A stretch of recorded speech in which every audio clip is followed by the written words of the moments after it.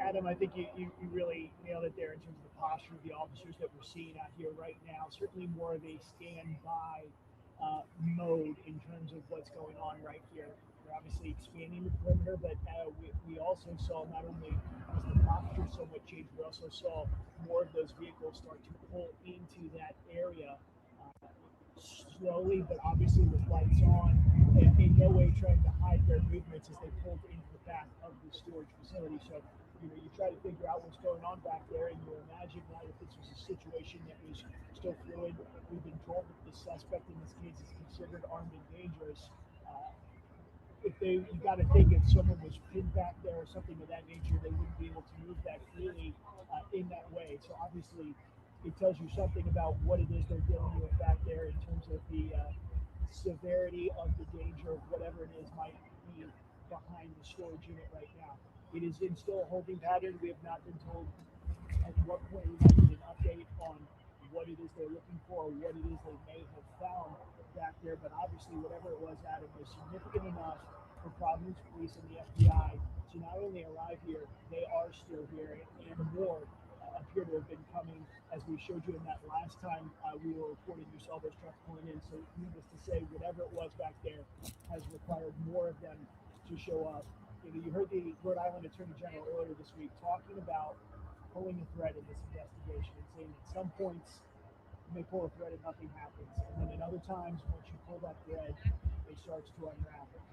And we've obviously had three significant events within just the last few hours with the initial report surfacing about the connection possible between the event in Brookline with the homicide that happened there and this ground shooting. The fact that there had been an identification and then literally within hours investigators found their way up here to Salem, New Hampshire. So it appears that they have pulled on something and have found something significant behind this storage unit here. As of now, it continues to be in a standby position. I can't tell you as I look around here, you're getting more people starting to gather behind us. Obviously, wanting to know what's going on here, and that's obviously part of the calculus for these investigators to push everything back to maintain the integrity of what's going on behind where we are right now. There has not been a lot of movement on the other side of the storage unit, so it does not appear that they're necessarily searching into the woods or anything surrounding it. They are clearly focused on whatever is back there.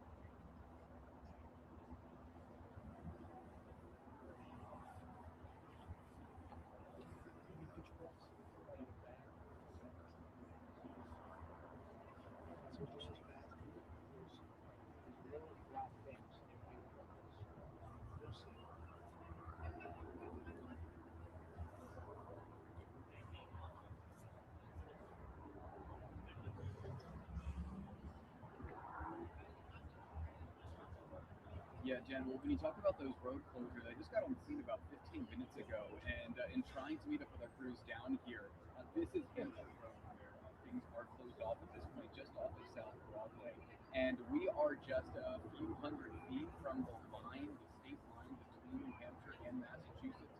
Hampshire Road intersects that state line a couple of times. So when I was trying to get here, the GPS quite honestly tried to take me past the where police are right now, so I couldn't get through. They had the road closed. They had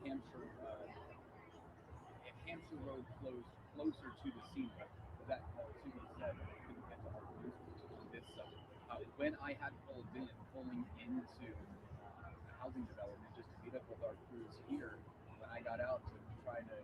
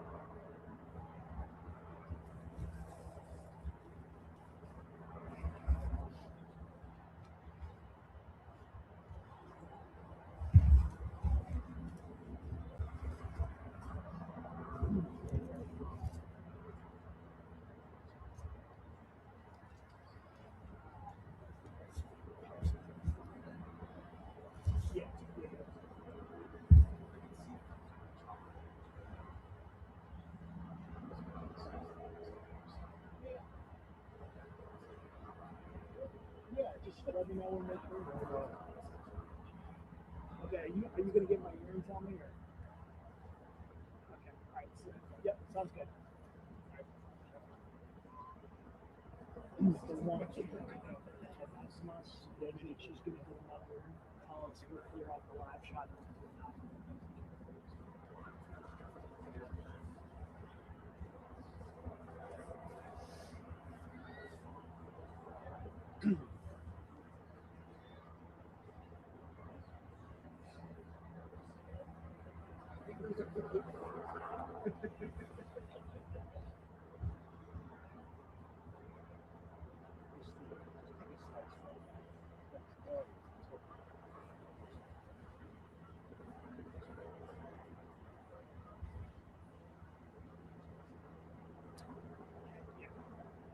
It's white balance. It's white balance. It's white balance.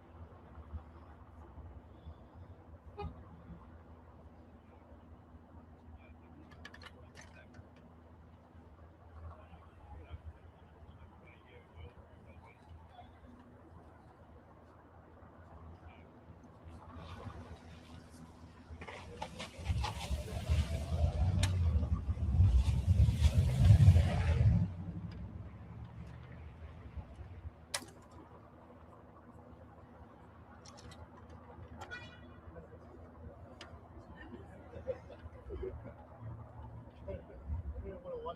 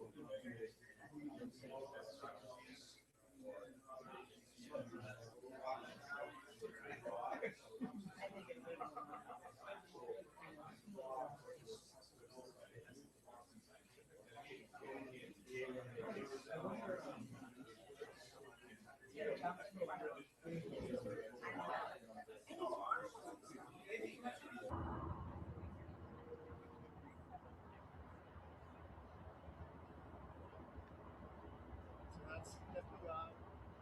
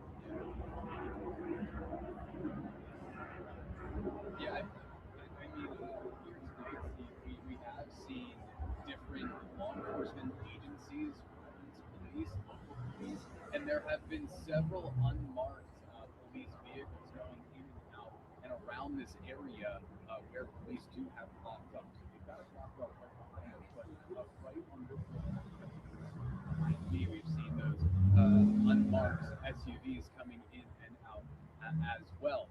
You mentioned trying to identify the shooter really since day one of this investigation. That's what officials have said is their top priority. They were sharing those images and those videos of a person of interest to try and identify that person. Again, we heard earlier today that they have internally identified that person of interest. We do have that arrest warrant out, but we don't know if it's the same person that they released those images of earlier this week. So here tonight, we do know that there are several roads around this complex on Hampshire Road here, just off of South Broadway.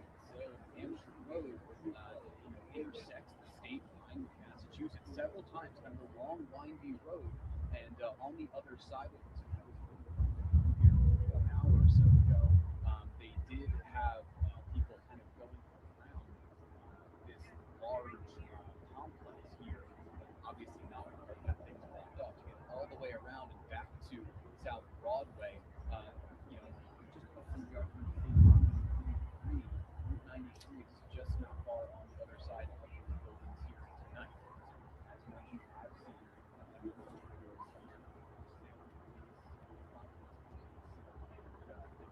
federal officials as well.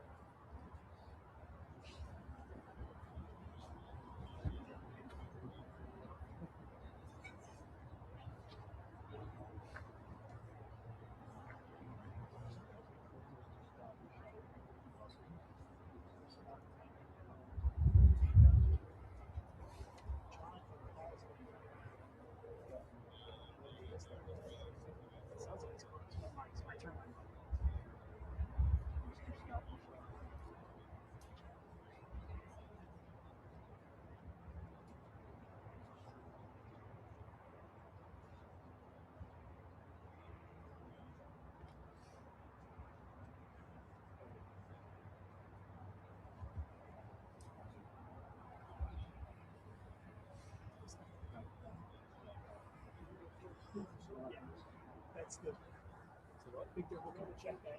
See if we did it.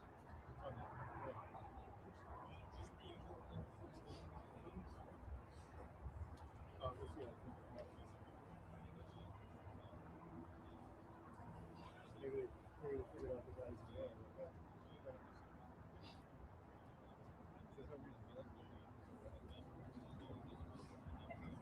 How are you?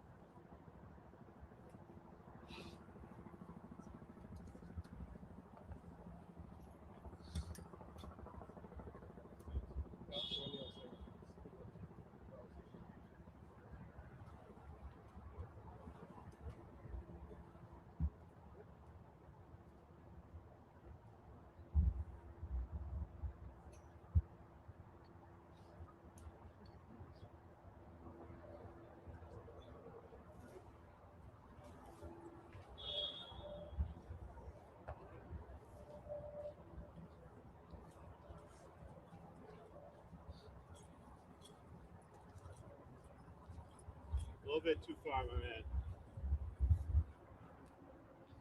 Just want to stay on that side of it. Appreciate it. Thank you.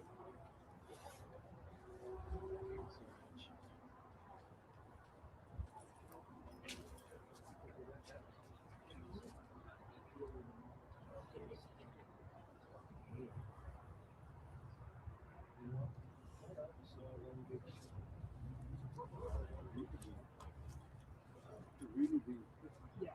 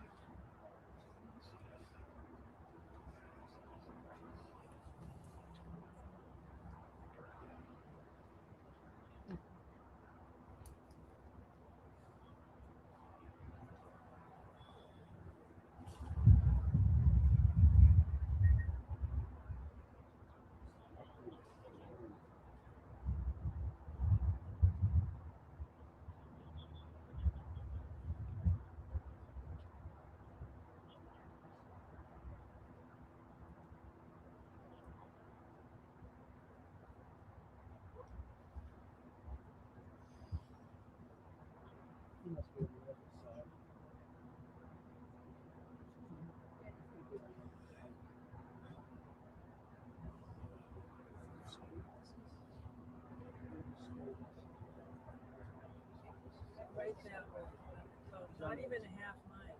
It's Lawrence. Like you're not intentionally having to go the other way, which is smart.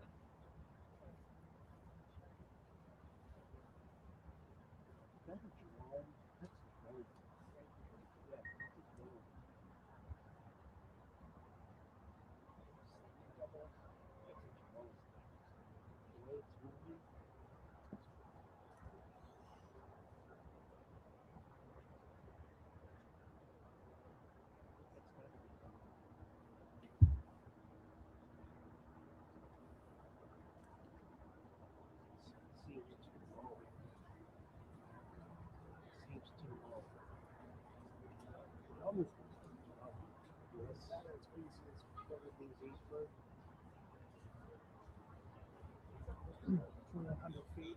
Yeah. That's what they, oh yeah, yeah, they probably told us that.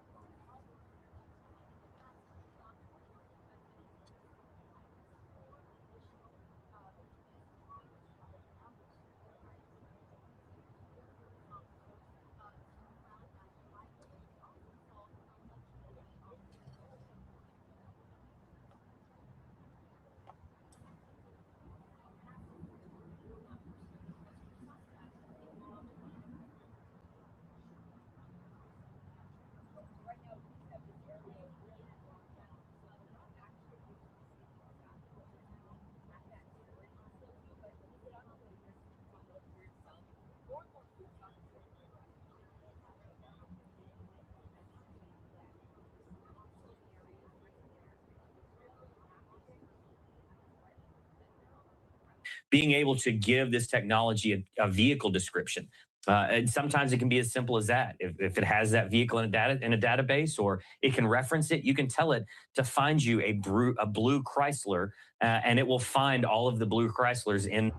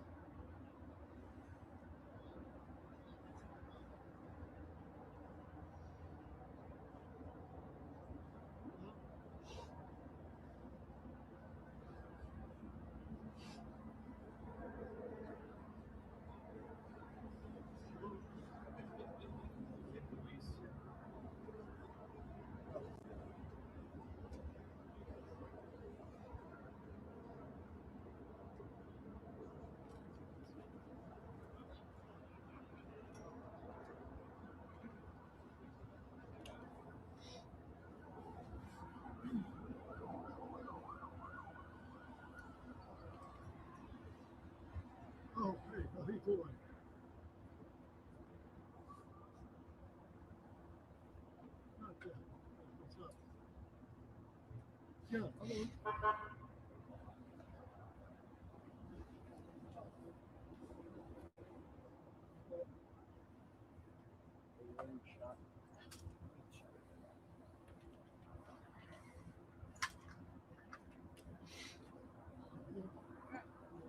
That's where I am.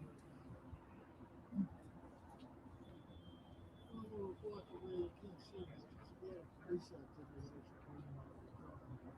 Other than that, they pretty much got it sealed off. So I'm on the, that's what they think. They're in there searching for us. So they actually can't be inside. So I don't know. Nobody's seen anything. Well, no, it's a collision place. It's two buildings, and one of the buildings is one of those space to storage place. So it's two buildings connected together. They own a property place now too. So I don't know exactly what they're doing.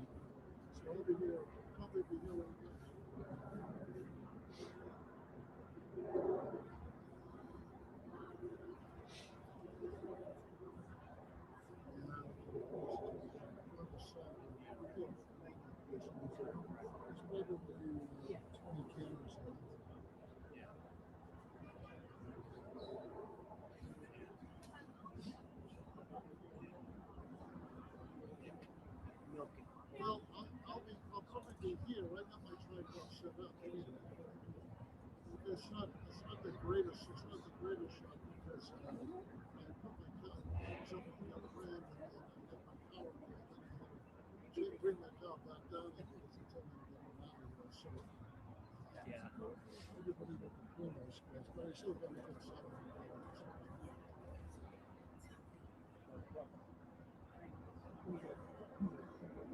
Yeah, Jen, just from the last 10 minutes or so, they put out an update on their Facebook page saying that they'd like to advise the public of police activity in the area of Route 28 and Stevens City line.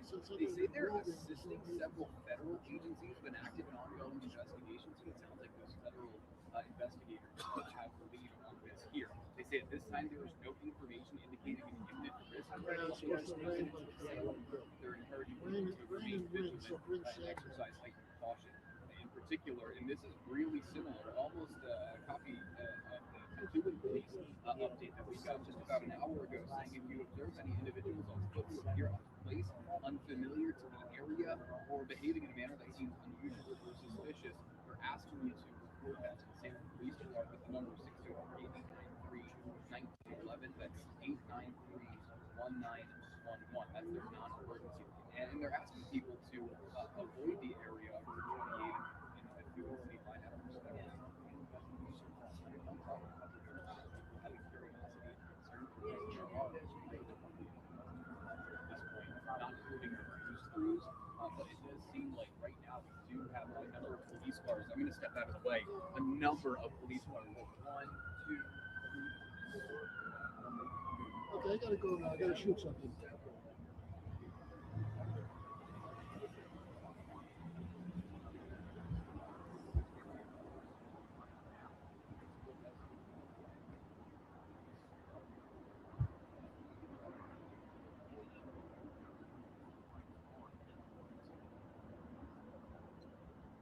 The heck is going on?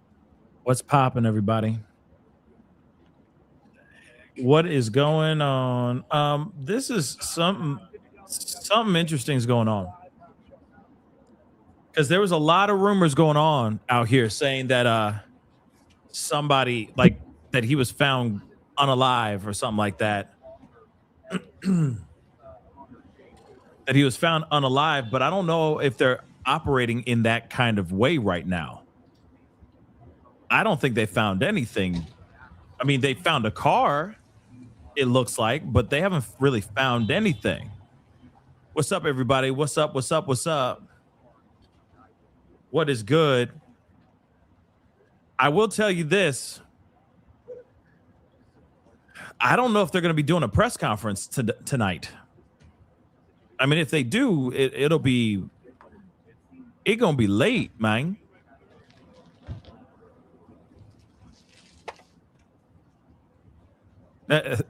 Messi is watching me on two channels or on two TVs. I appreciate you. Thank you so much for doing that.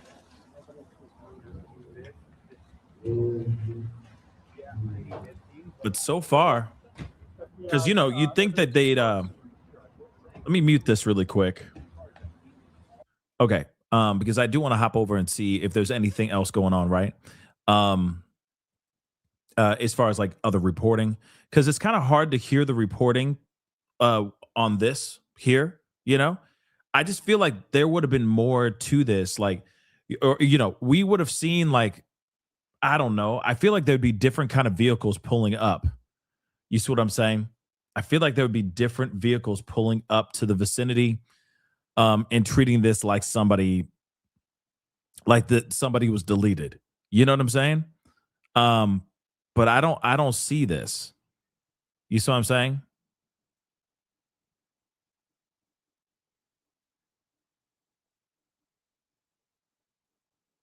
Like, it's just, like I said, this is interesting. But hold on, we're going to come back to this, I promise, because obviously there's a lot of there's a lot of action going on there. I just wanted to see if there's any reporting going on with this at all. So let me just check something here. Just seeing, because I mean, you got people. I feel bad for these people. I feel bad for these reporters, media, like just standing around waiting. Hold on, I'm trying to pull this up so you guys can see it. Just standing around chilling in the cut, just waiting. Just waiting for this press conference to happen. I don't know if this press conference is going to happen anytime soon. Not in the way that they're operating. They're not operating in a fashion that seems normal. You know what I'm saying? One second. Like I said, I'm trying to see if there's anything else. I mean, I will get to the police activity again. Excuse me. I will get back to the police activity here in a second, I promise. But I just want to see if there's anything, live coverage from any.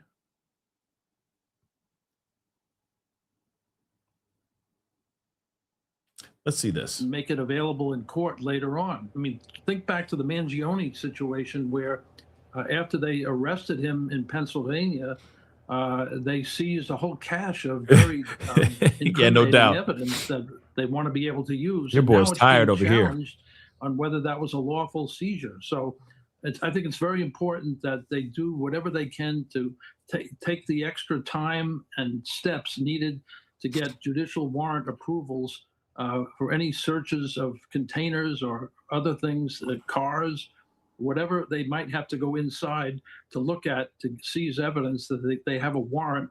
That will be helpful later on. Yeah, you don't want this guy getting a great lawyer and then getting off the hook because somebody rushed something. This is going to be a complicated case because we're talking about Brown University, and now we're talking about Brookline, Massachusetts, and now they're in Salem, New Hampshire. Yes, it's absolutely spreading all over, and we don't know where he originated from, where he came from, where he went. But yes, a lot of speculation. Becoming more and more interesting and complicated because we're in different jurisdictions and different judiciaries might be involved. So it's all playing out, but it's becoming apparent that this person gave a lot of thought about how he went about doing these horrific acts. And we may still be shocked and surprised by what we keep learning. But the idea that there's a connection between this murder of the Massachusetts nuclear scientist at MIT and what went on in Brown is just astonishing if that evidence holds up.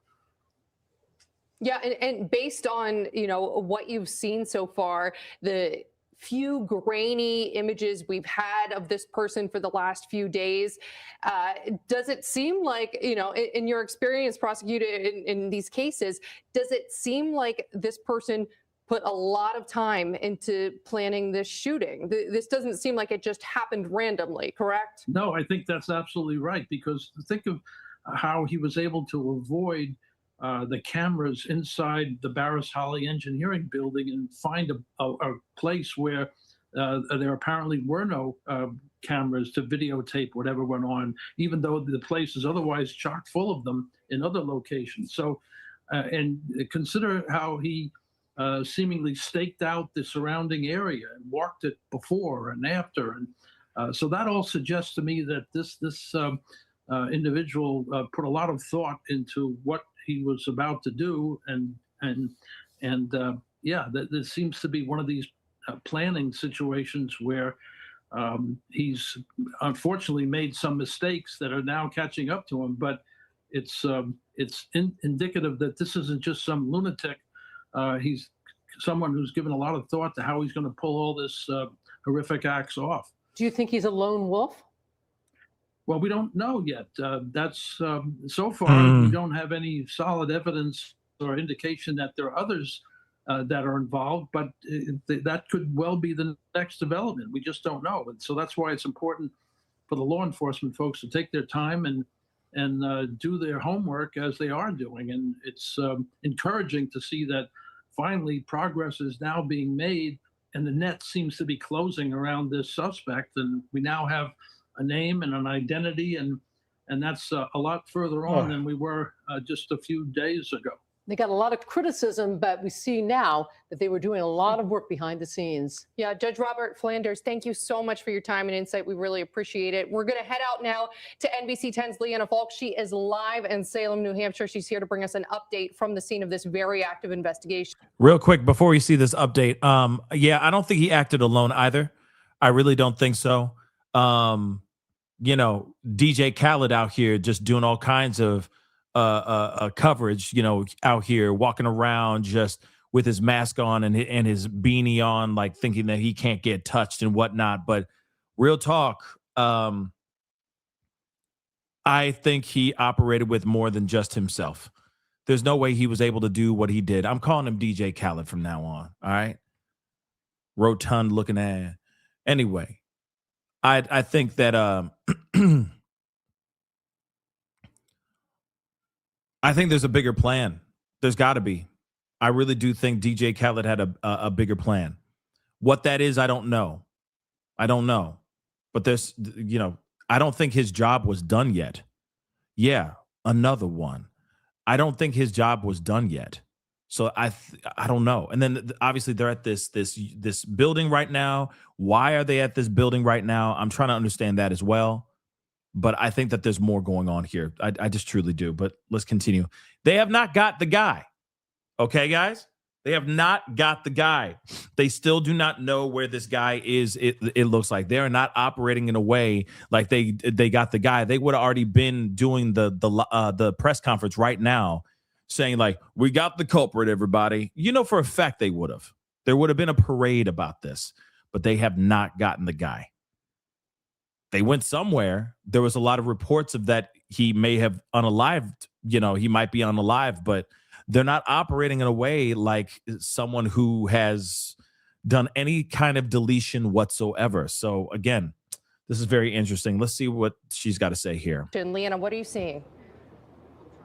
Yeah, Emily, within the last 5 minutes or so, about a dozen federal FBI vehicles arrived here at the scene. They drove in through passing the Salem Police Department vehicle. And something that we noticed is that some of those agents were with the evidence response team. We saw them taking some items out of the back of their vehicle. And I noticed our NBC 10 cameras captured one of those boxes said car cover. It looked like it was about 1 or 2 or 3 sheets, white sheets, and then a box that said car cover that was taken out of these FBI vehicles. Now, again, what we've learned through our NBC 10 sources is that there was a vehicle that was possibly connected to the Brown University shooting and the MIT professor that was shot and killed in Brookline.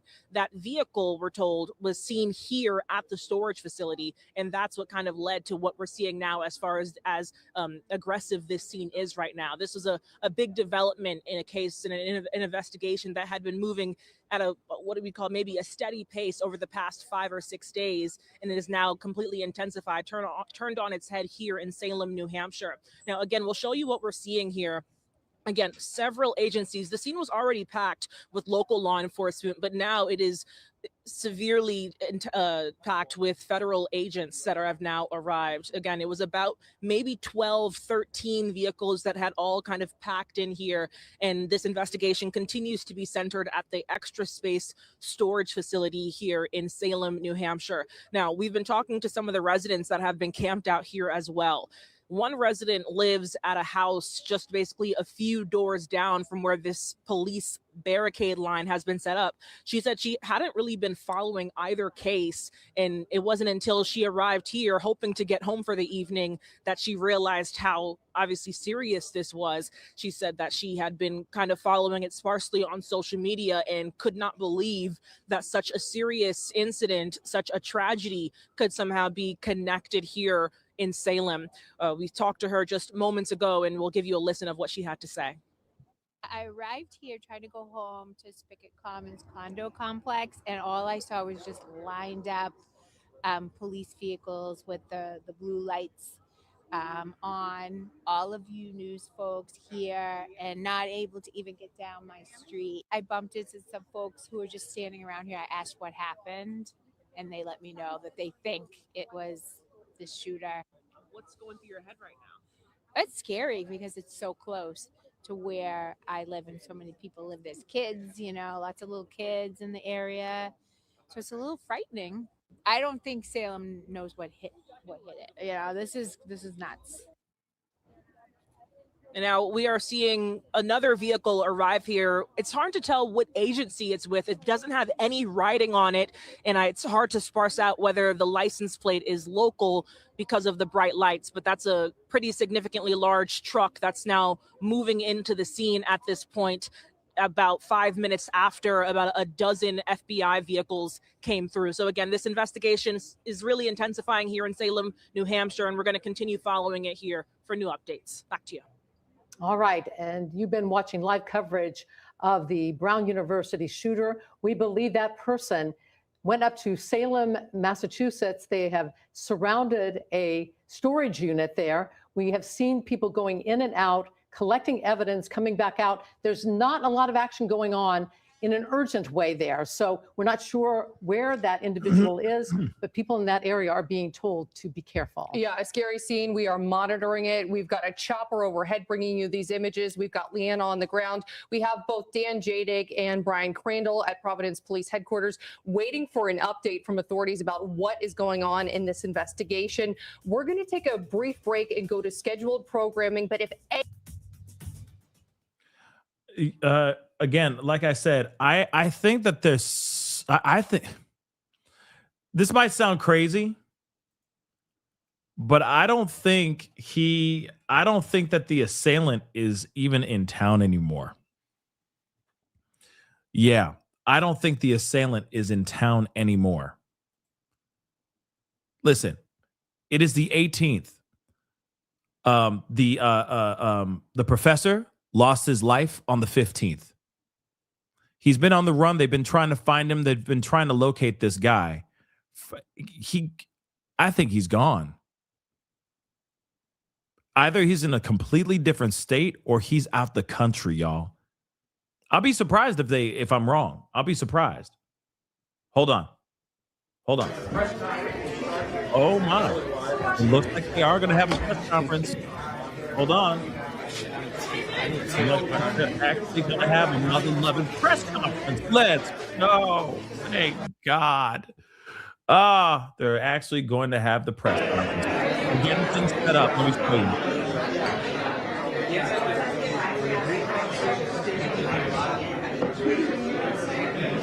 Look at everybody at the frenzy. Everyone's trying to get their stuff together.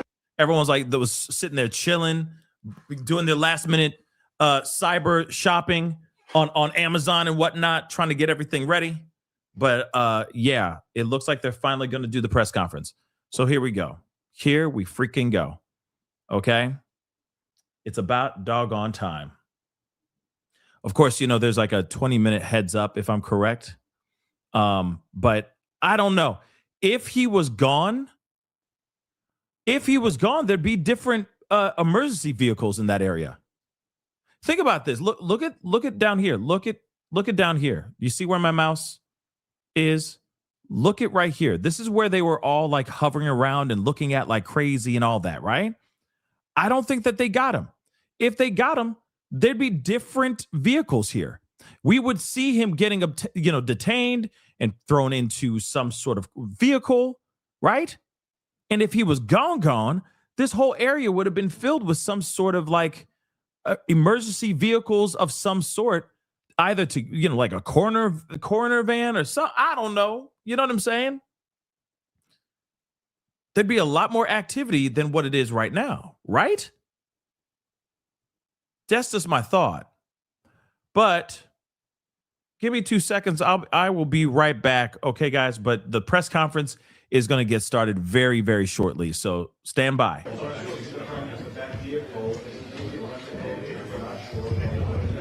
David.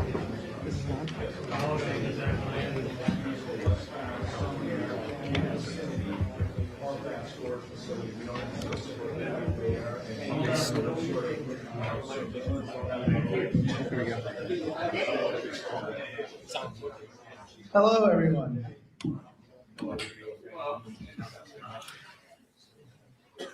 We are giving you your 20-minute notice. In about 20 minutes, I'm going to have everyone come down here. We're going to have the same structure that we've been doing the past few days. We're going to start on the left. We're going to work our way to the right. Everyone gets one question and then one follow-up question. 20 minutes, starting now, likely longer, maybe 25 minutes. Thanks.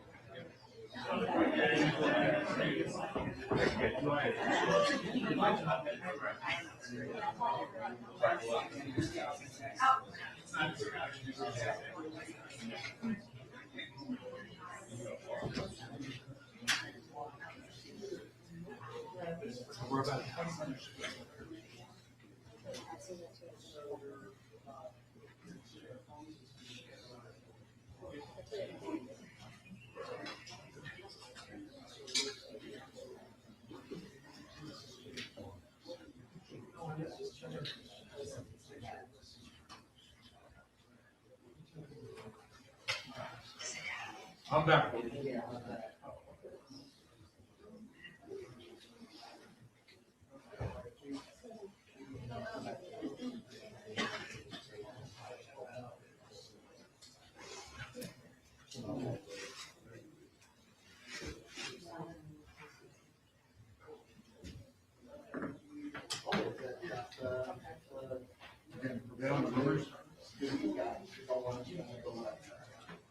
Selling New Hampshire towards Japan. Several people. Well, no. No, most people.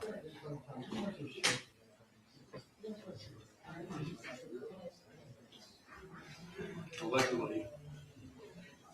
Highly.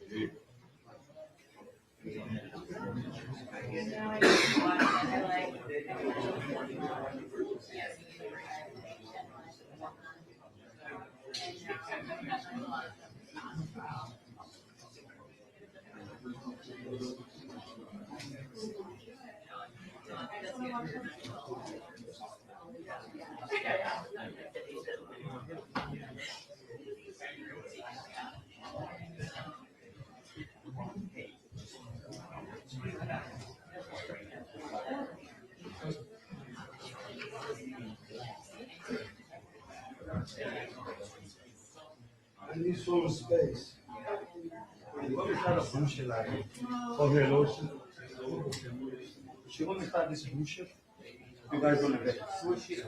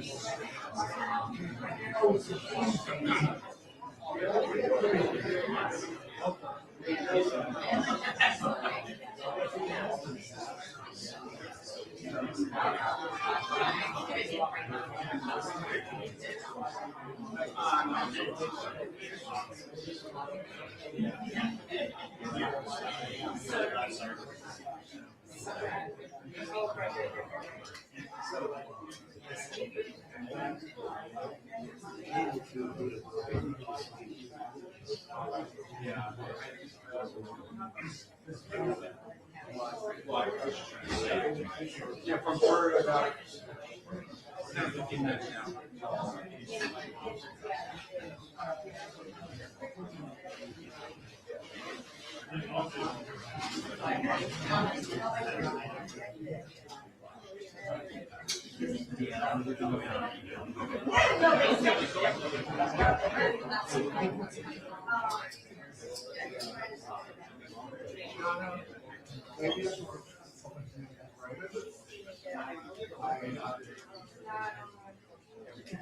I don't present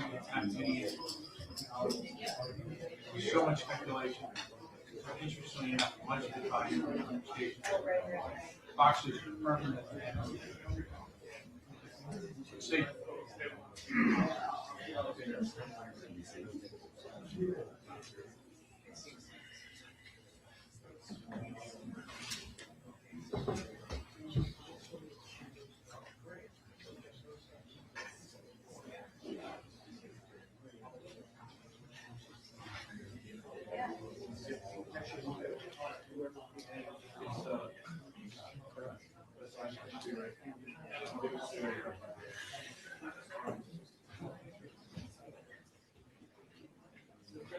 Yeah, Adam, we're going to talk about multiple law enforcement sources that expressed an interest, the suspect university shooting over the weekend. Is in fact dead. He was found inside a storage facility in the state of New Hampshire a short time ago, and we're expecting to hear from authorities here within the next few minutes. In less than 10 minutes from now, we can tell you that according to our sources, he was sort of leading us closer to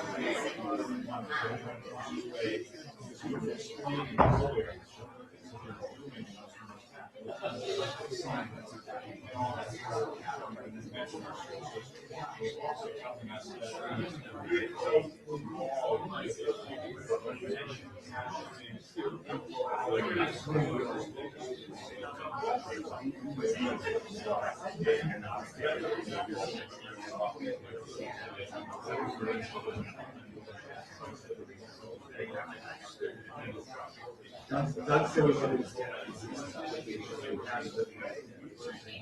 we have it at the guy.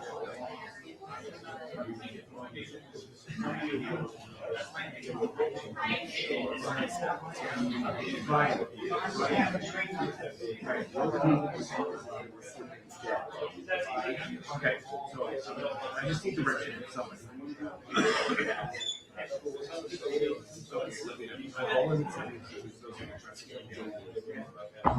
They're walking in and I'll sit down. How about yourself?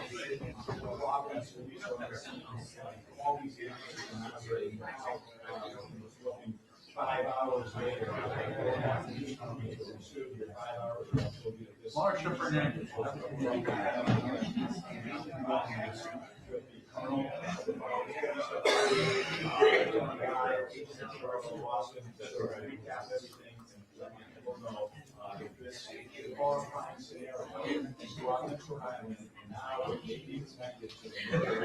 M.I.T professor in Brookline 2 days ago. You don't want to get we were playing that.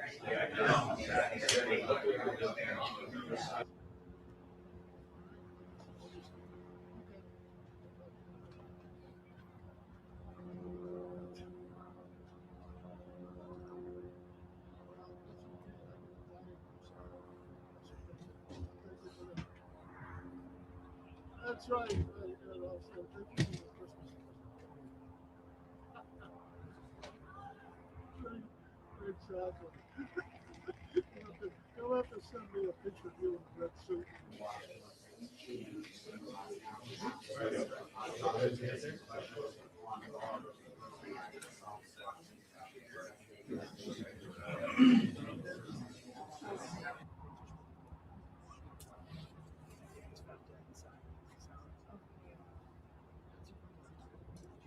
Oh, what could be going on, love? I'm down there. I'm just recharging batteries now.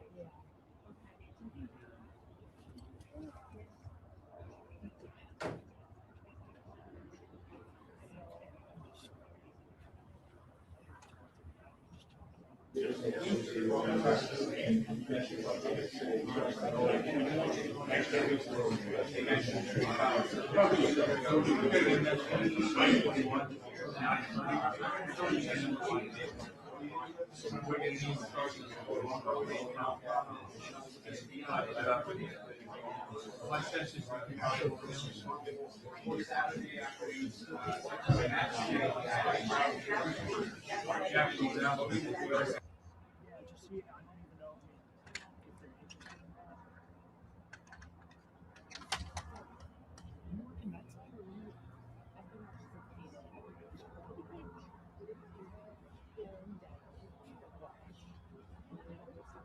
So they're saying. There's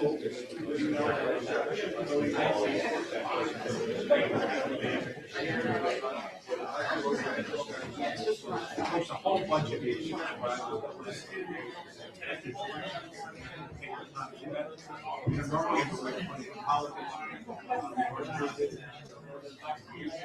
And how did it all go down? So you definitely have a similar right there. I thought a lot of people talking.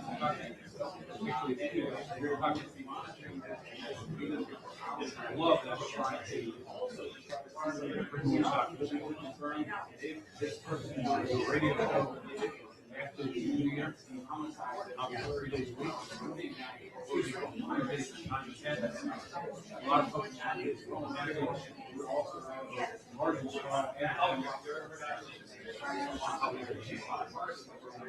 might be already.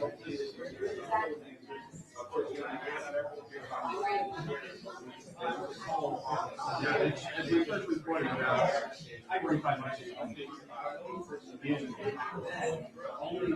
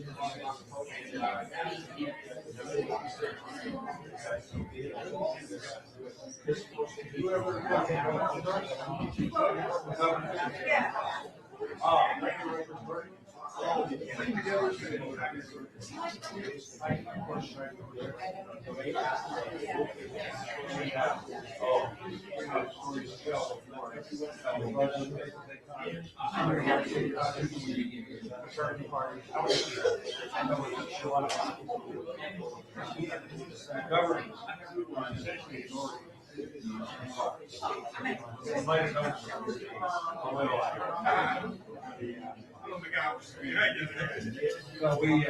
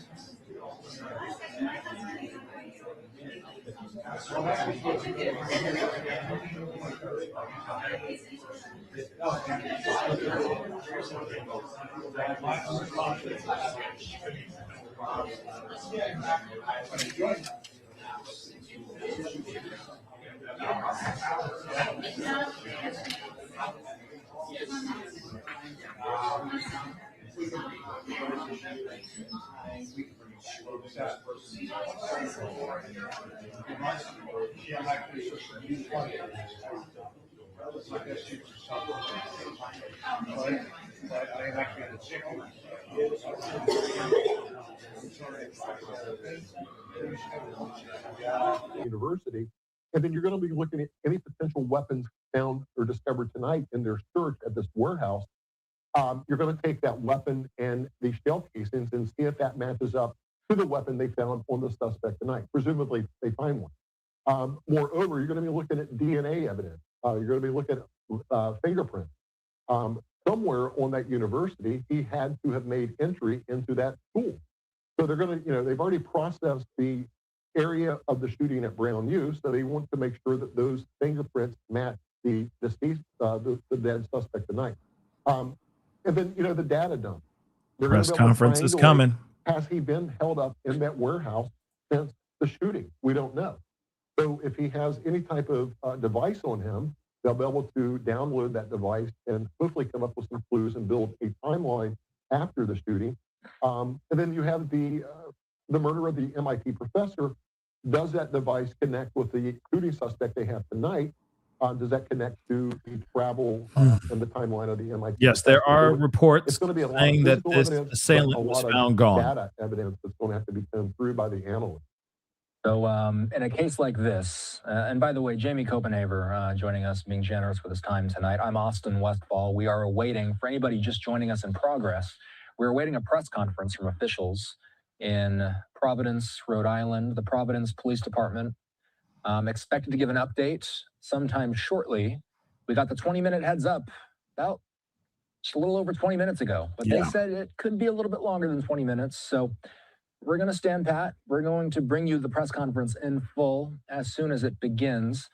Does look like we have our chopper vantage point back. WBZ bringing us a bird's eye view of this scene in Salem, New Hampshire. And then we've got in the top corner of your screen. Welcome back, ground everybody. view of the Welcome, exact welcome same back. location. Welcome Obviously, back. Welcome back. Welcome back. Welcome back, everybody.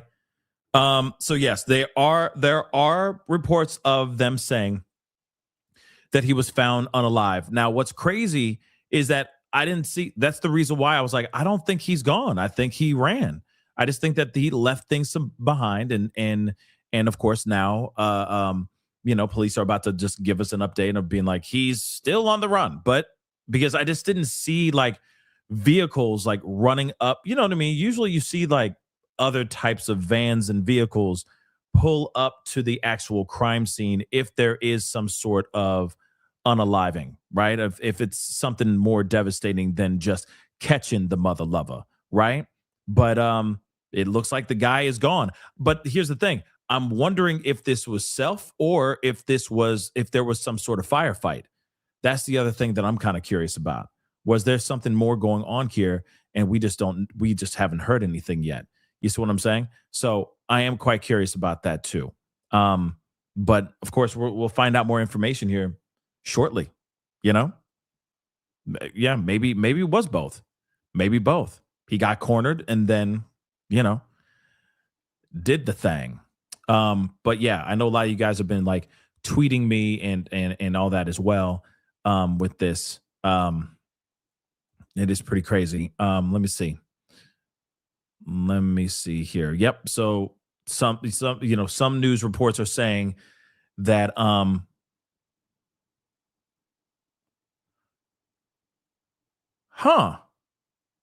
interesting. Okay, so some pieces of information while we wait. I'm just going to read this off screen. They're basically saying that okay, well, first off, the suspect in the Brown University situation, he was found gone and it was self-inflicted, just so you know.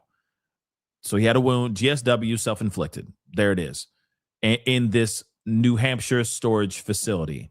Now, if he was found there, they might be extra cautious about going to his remains because he might be rigged of some sort. You know what I'm saying? That's possible as well. So we can just put that in consideration. There's some more information here though too. I'm just making my face a little bit bigger.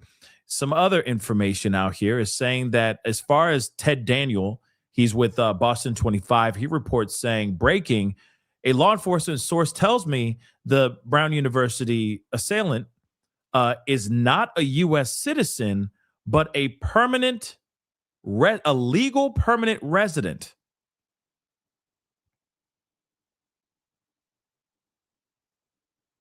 So he's got his green card. But the question is, how long has he been here for? And does this mean that there's something else going on here? Was he part of some bigger group? Some part of some wild terror cell or something of that sort? I'm kind of curious about that. But he was a legal permanent resident. That's something you got to put into consideration. So, of course, That's just two pieces of information that we know so far. Of course, I'll pull up more stuff here in a second, but just give me a second here, okay? Okay, guys, just give me 2 seconds. I'm going to play the sound. Hopefully they're talking or something. I'm just going to pull up a few things to see if there's any news being said elsewhere, okay? Just give me a hot minute. Professor's location for that murder to solidify and help build a timeline of this shooter. So you're going to be looking and combing through all of that data, Austin. But, you know, I was talking to a local Fox affiliate yesterday about this case. We watched the 1-hour crime TV shows, and we see those crimes solved within that 60 minutes. And, you know, this is playing out. It's been since Saturday. It's starting to make progress and get solved, but these things take time. It's a lot of work. You have a lot of people doing different tasks. Okay, Jamie Copenhaver, we appreciate the insight. We are getting movement at the Providence Police Department press conference. Press conference is happening. What they know. Let's rock and roll. Hit that like button down below. Crush it. Don't forget to subscribe. Please. Thank you. Press conference is on. 7 hours later.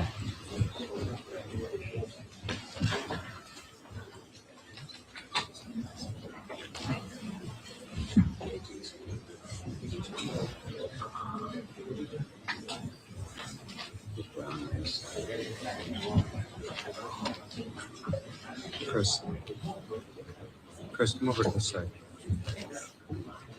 Take the X that says CP.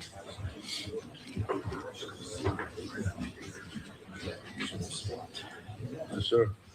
We got everybody? Great.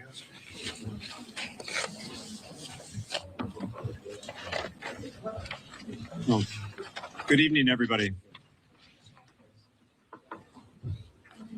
Tonight, our Providence neighbors can finally breathe a little easier. In a minute, Colonel Perez will share the latest details on the investigation, but I want to thank the people of Providence for stepping up and coming together during an extraordinarily difficult time. I know this has been hard on all of us.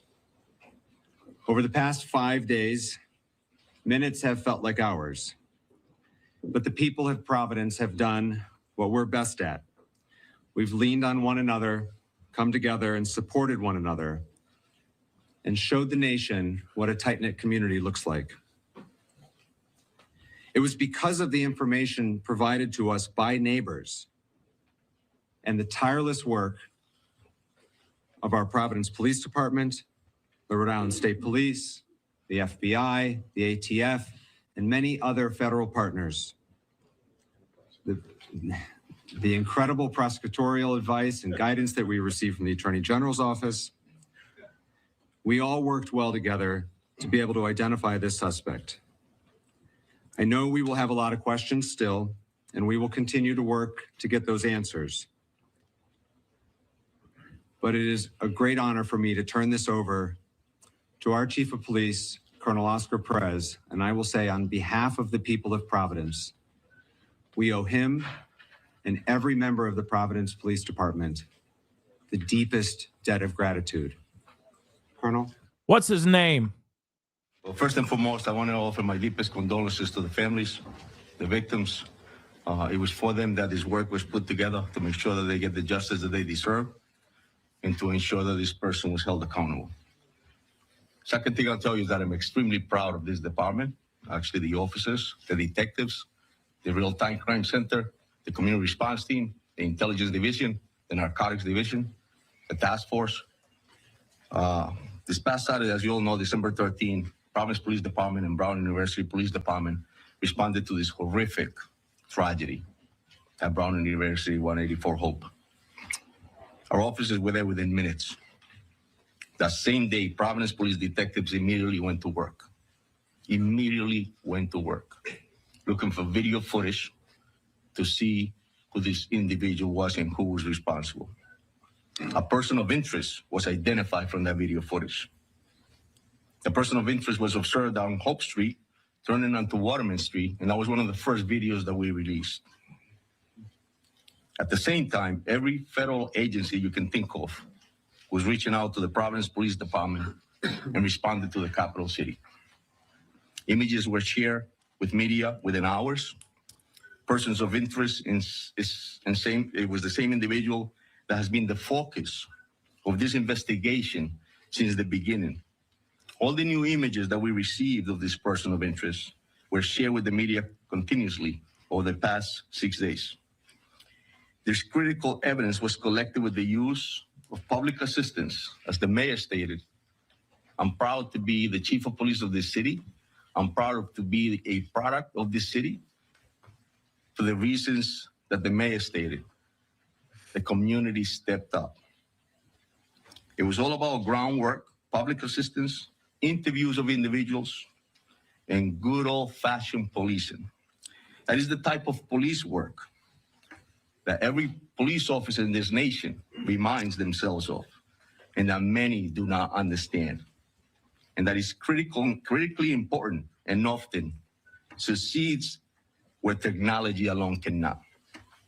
We looked at financial records, we looked at video footages, and in the specific incident, it was actually a video that provided us with a description of a vehicle. That was corroborated through a tip that was received to the tip center. That room was packed with detectives, agents receiving calls on a daily basis. We started early and left late. Then Flock and the LPR was able to provide us with this description of this vehicle.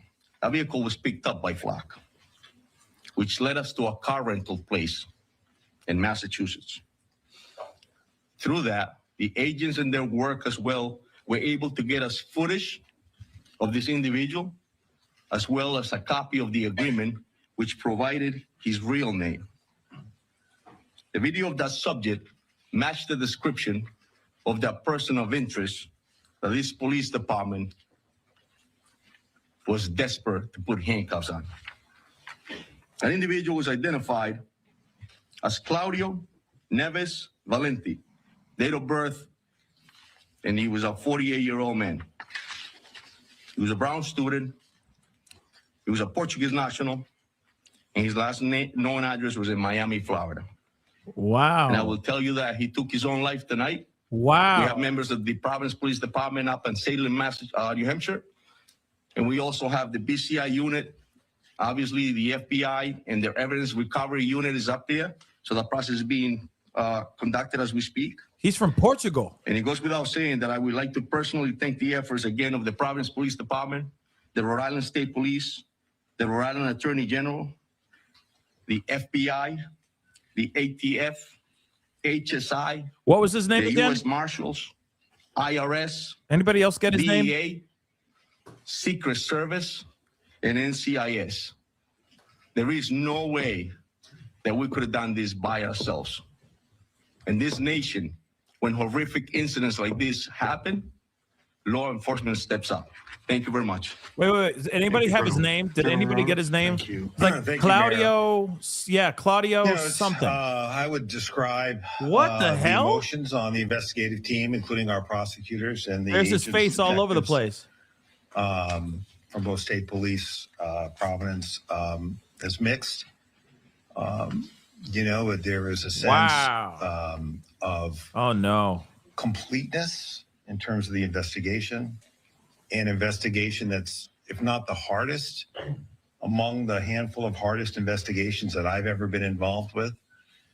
And the sense that we owed those 2 dead Brown students and the 9 injured Brown students and the students who were in that auditorium that weren't injured, and the Brown community and the Providence community results.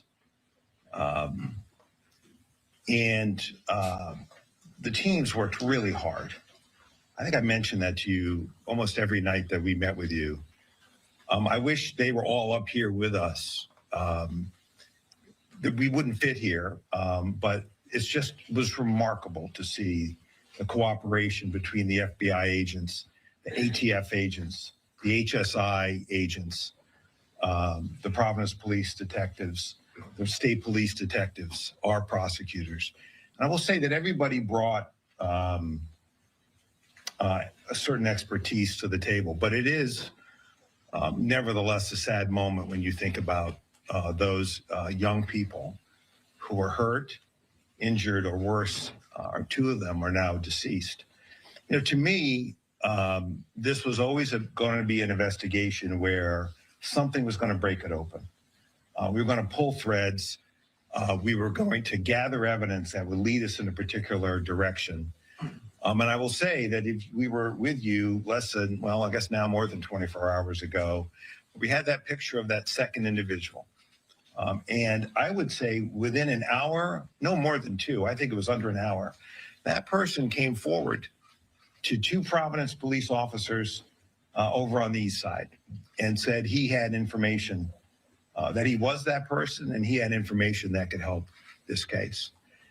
And I remember last night watching his interview, and he blew this case right open. He blew it open. And that's how these cases sometimes go. You can feel like you're not making a lot of progress. You can feel like you're chasing leads and they don't work out. But the team keeps going because, you know, those of us with experience know that you're going to pull a lot of threads, and it's not always the first one that's going to get you where you need to go. But when you do crack it, you crack it. And that person led us to the car, which led us to the name, which led us to the photographs of that individual renting the car, which matched the clothing of our shooter here in Providence, that matched the satchel that we see here in Providence. He was found dead with a satchel, with two firearms, and evidence in the car that that matches exactly what we see at the scene here in Providence.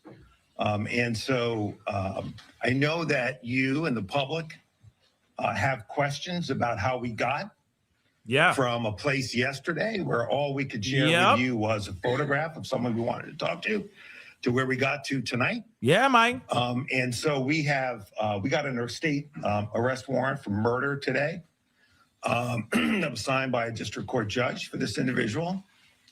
There won't be a prosecution now, of course, but that affidavit is on our website, and you will be able to see more and read more about how this investigation unfolded.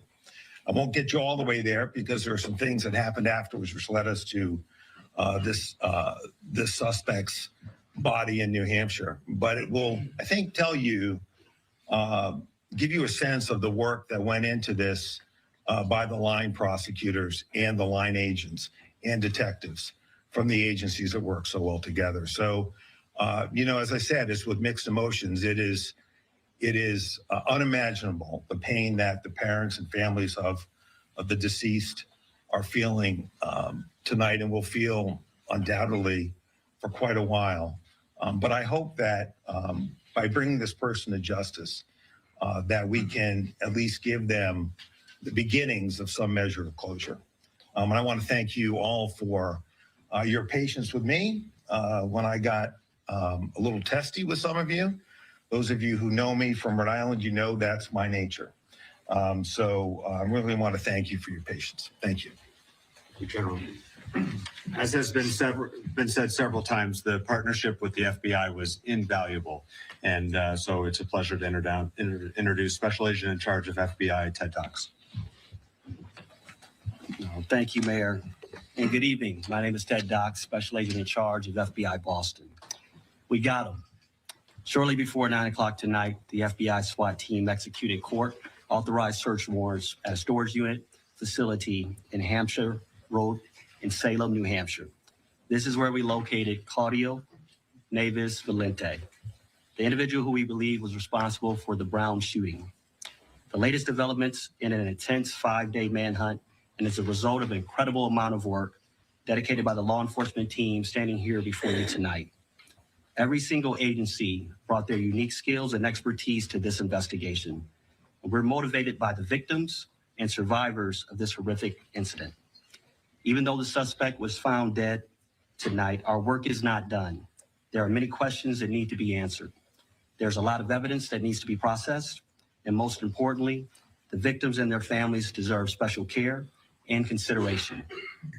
The FBI and our partners across Rhode Island, Massachusetts, and New Hampshire will continue to search for answers for the victims, survivors, and their families to see what motivated this individual to carry out such a senseless act of violence. From the onset of this critical incident, it's been all hands on deck. The FBI deployed approximately 500 special agents, analysts, task force officers, and support personnel to assist our partners in this investigation. In addition to this extra manpower, all our specialty teams were activated, including Evidence Response Team, SWAT, Divert, and Victim Services Response Team, just to name a few. A special thanks to you, the media, as well as to the community.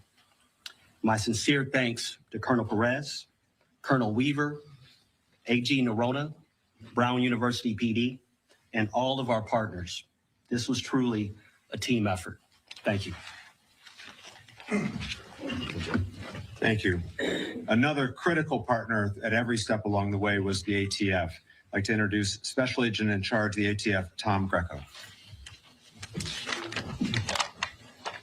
Good evening. My name is Tom. They haven't Greco, said anything about the Special Agent in M.I.T. Charge person of yet. ATF Boston. From the moment 911 reports of the shooting at Brown University came through, there's been an around-the-clock effort to identify the perpetrator and to protect the community. The men and women of ATF, including our special agents, our intelligence research specialists, and our support personnel, have been proud to support and be part of that effort, leveraging our unique experience, dedicated investigators, canine handlers, and crime gun intelligence technology, such as NIBIN, the National Integrated Ballistics Information Network, to compare ballistic evidence, and our other available tools to support the investigation, and to help identify Claudio Neves Valente as the individual that we believe was responsible. ATF's mission, first and foremost, is to protect communities from violent crime. Each individual in this country deserves to live in peace and security in their homes, in their schools, in their places of worship, and in the streets. The actions of Claudio Neves Valente stole that right and terrorized the community. I'd like to emphasize to the public, this was a highly dangerous individual capable of extreme violence. And we're happy to have been part of this investigation and proud to have worked with our partners to identify him and see this through. Thank you very much. Thank you very much. From the very outset on Saturday, from our first press conference in the fire station to today, Rhode Island Governor Dan McKee has been by Providence's side every step of the way. The city of Providence is incredibly grateful for the governor's support, the state police, not just their assistance with the investigation, but in supporting the broader community. It's a pleasure to introduce Governor Dan McKee. Thanks, Mayor, and clearly your staff, we feel the same way with the team that you have, that we were happily able to assist. And as a former mayor, many of here in the audience know that I've been a mayor, some don't, but I empathize and sympathize with the position that you were in and the fact that you needed people to follow the lead of the Providence police and to partner in with some extraordinary people, whether it's with the FBI or the ATF, and of course our state police as well.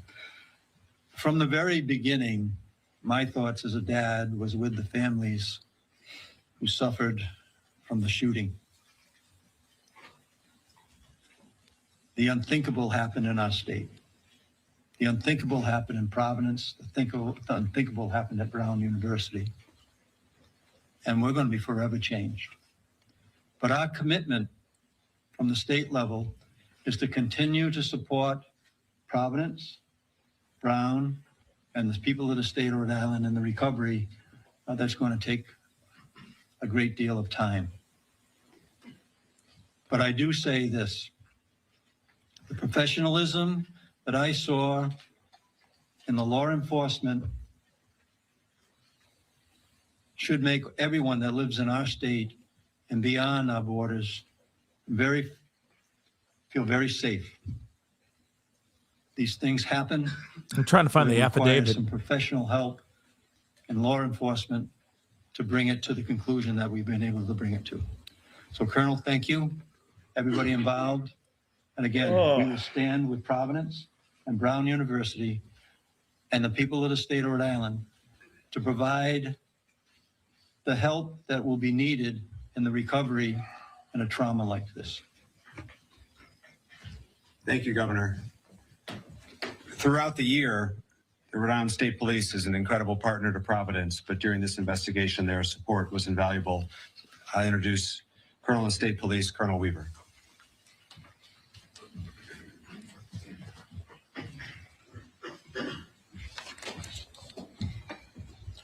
My name is Colonel Darnell Weaver, the Superintendent of the Rhode Island State Police. I want to begin by recognizing the excellent and exceptional efforts of the Providence Police Department and Colonel Oscar Perez. From the very first moments of this investigation, the Providence Police Department has worked collaboratively and relentlessly day and night on this investigation while protecting our capital city. Their detectives followed facts, developed evidence, and pursued every credible lead. Colonel Perez's leadership has been steady and decisive, focused on identifying the person responsible for this tragedy. As always, our troopers stepped up, working shoulder to shoulder with the Providence Police and our local, state, and federal partners. I want to give particular recognition to our detectives, whose diligence and dedication contributed to this investigation. Our detectives and division leadership operated as a unified team, sharing intelligence, resources, and expertise. This has truly been an all-hands-on-deck investigation, as virtually every trooper has taken extra shifts to help support the efforts in Providence, and I have never been prouder to be a member of the Rhode Island State Police. This year marks the 100th anniversary of the Rhode Island State Police, and this case stands out among one of the most challenging in our state's history. The sheer volume of digital evidence, the complexity of the investigation, and the intense public interest laid an extraordinary demands on everyone involved. Despite that pressure, investigators remain disciplined, methodical, and focused on facts. We are grateful for the assistance of the public, particularly those who shared our information, provided tips, and gave us doorbell camera footage and access to their property. We are also thankful for the ongoing support of Rhode Islanders. We know that you have been with us through this entire investigation. I also want to be very clear about something else. Criminal investigations are grounded in evidence, not speculation or online commentary. The endless barrage of misinformation, disinformation, rumors, leaks, and clickbait were not helpful in this investigation. Distractions and unfounded criticisms do not support this work. They complicate it and threaten to undermine the justice we seek for the victims and the grieving families. Despite these challenges, good police work prevailed, and we have lessons that we can bring forward from these long days ahead. To the Brown University community and the people of Rhode Island, be assured that this case reflects the law enforcement community and what we are capable of, and that we are committed to this state. We will continue to support the victims and the broader community as the healing continues. Thank you. Thank you, Colonel. Providence is so proud to be home to Brown University, and we are committed to working together with them in the future as they help heal their community as we do our broader Providence community. We continue to give condolences to the deceased and our prayers to those who are recovering. The leader of Brown has been a great partner through this whole process. I'd like to introduce President Christina Paxson from Brown University. Thank you. Nothing can really fully bring closure to the lives that have been shattered over the past week, but this may allow our community to move forward and begin a path of repair and recovery and healing. I want to thank the dedicated law enforcement agencies that have worked so tirelessly on this case, really around the clock, as well as our neighbors and others who participated in giving tips and helping with the investigation. We hope that this outcome tonight brings an increased sense of safety for our community at Brown and in the surrounding area. This has been a period of great fear and anxiety for many people, and now perhaps some form of relief. Truly, this week has been devastating for our community in a number of ways, including the experiences that members of our community have had with being targeted by online rumors and accusations. And I hope that this development also means an end to this truly troubling activity. So we remain focused on the safety and security of our community and in support for the victims of this senseless violence. Now, we know the public and our own Brown community members will want to know more about the individual now identified by law enforcement as the suspect in last weekend's shooting. And we can confirm the following to the best of our knowledge, based on our review in the very short time since law enforcement authorities made us aware of this development. And we provided this information to law enforcement as they build their case and wrap up the investigation. So Claudia Manuel Neves Valente was enrolled at Brown from the fall of 2000 to the spring of 2001. He was admitted to Brown's graduate school to study in the Master's of Science PhD program in physics, beginning on September 1st, 2000. And he took a leave of absence effective April 2001 before formally withdrawing effective July 31st, 2003. During his time at Brown, Nueves Valente was enrolled only in physics classes. The majority of physics classes at Brown have always been held within the Barris and Hawley classrooms and labs. Now, detailed records indicating where specific courses were held don't extend back to 2001. But we can say that physics classes typically require access to specialized equipment, including demonstration carts that are a fixed asset in some of Barris and Hawley classrooms. So I think it's safe to assume that this man, when he was a student, spent a great deal of time in that building for classes and other activities as a PhD student in physics. He has no current active affiliation with the university or campus presence. So again, we thank law enforcement and so many others for their extensive work on this case, day and night. And we look forward to a sense of restored safety for Brown, Providence, and the Rhode Island communities. Thank you. So not Thank you, engineering, President Paxson. not engineering, but the last physics. speaker, and then we will take your questions. It's the Chief of the Brown Police Department, Chief Chapman. Remember, his officers were the first to respond on Saturday, and we're so grateful for both their immediate and heroic response and their partnership over the last 5 days. Chief. I want to express my ongoing prayers and care and concern for our entire community. I certainly also want to acknowledge and thank the men and women of the Brown University Police and Public Safety for their efforts. As you see, this was a Herculean task and required a lot of collaboration and work. And our officers and our public safety personnel were shoulder to shoulder with these assets. I do want to also thank all of you who have helped citizens and law enforcement. That partnership and collaboration means the world to us, and we couldn't have gotten there without you. So thank you. Thank you, Chief. We'll now open up to questions. Go ahead. Go ahead. What led authorities to link the incidents between Brown University and M.I.T? Thank you. Let's get to the connections. I can be funny. And I can follow up with that.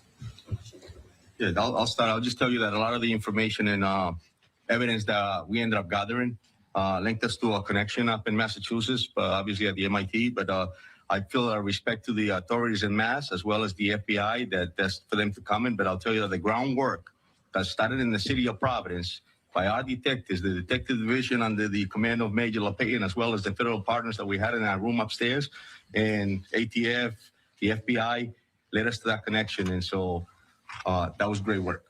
Special FBI, well, does FBI want to weigh in on that? And then I have a follow-up.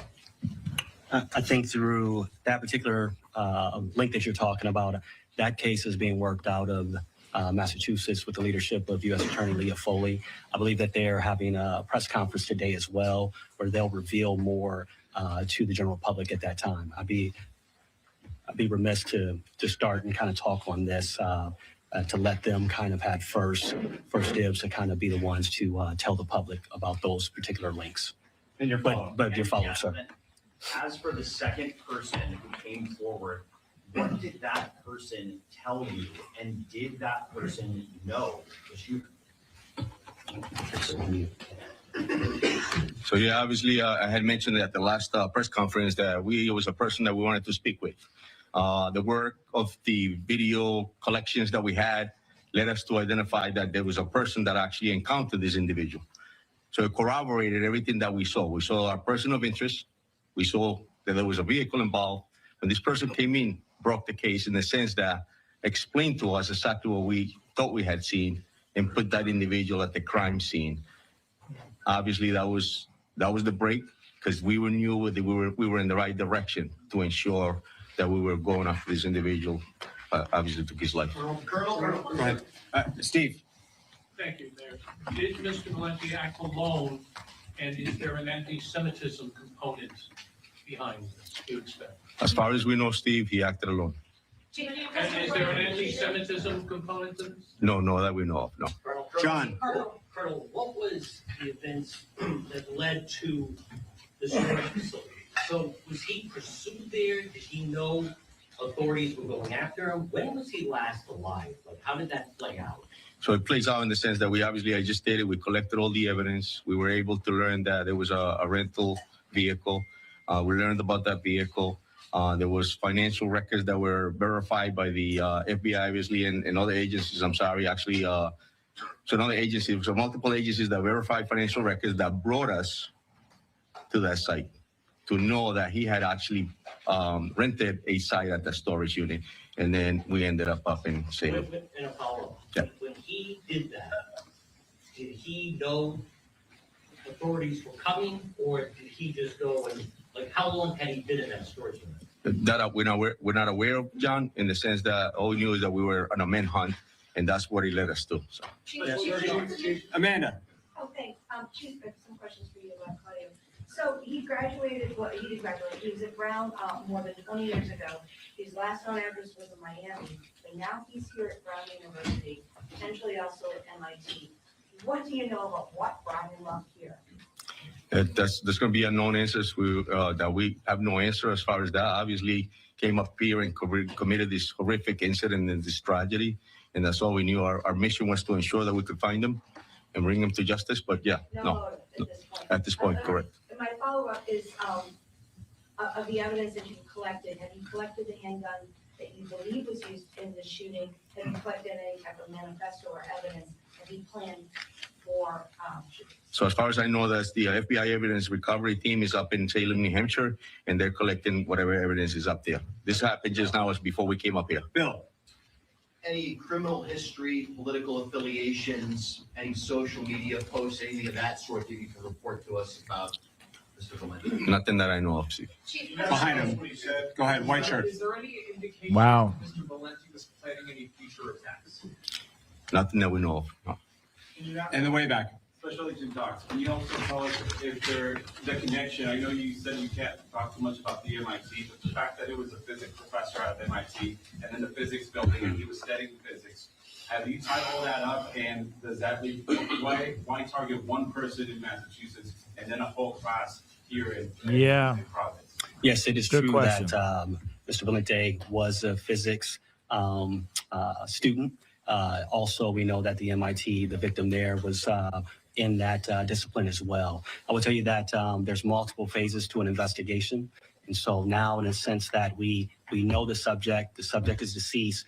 Now that investigation continues to find out all of those answers to your question, sir. Did you go to school with a professor? Did you go to school with a professor who was killed? Can Brown answer that? It is believed that in Lisbon, that those two individuals attended the same university in Portugal. You have a follow-up in the back. En español, si nos pudiera decir también unas palabras, ya sea ahorita o no sé. Muy poquito. Go for it. Sorry, empiezo desde el principio.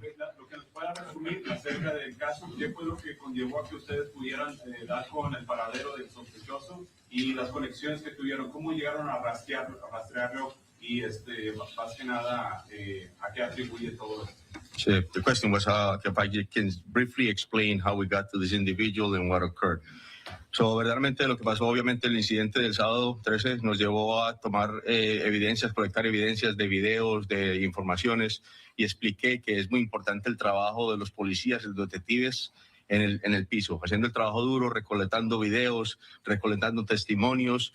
En este tipo de casos recibimos información, obviamente, de los videos que colectamos.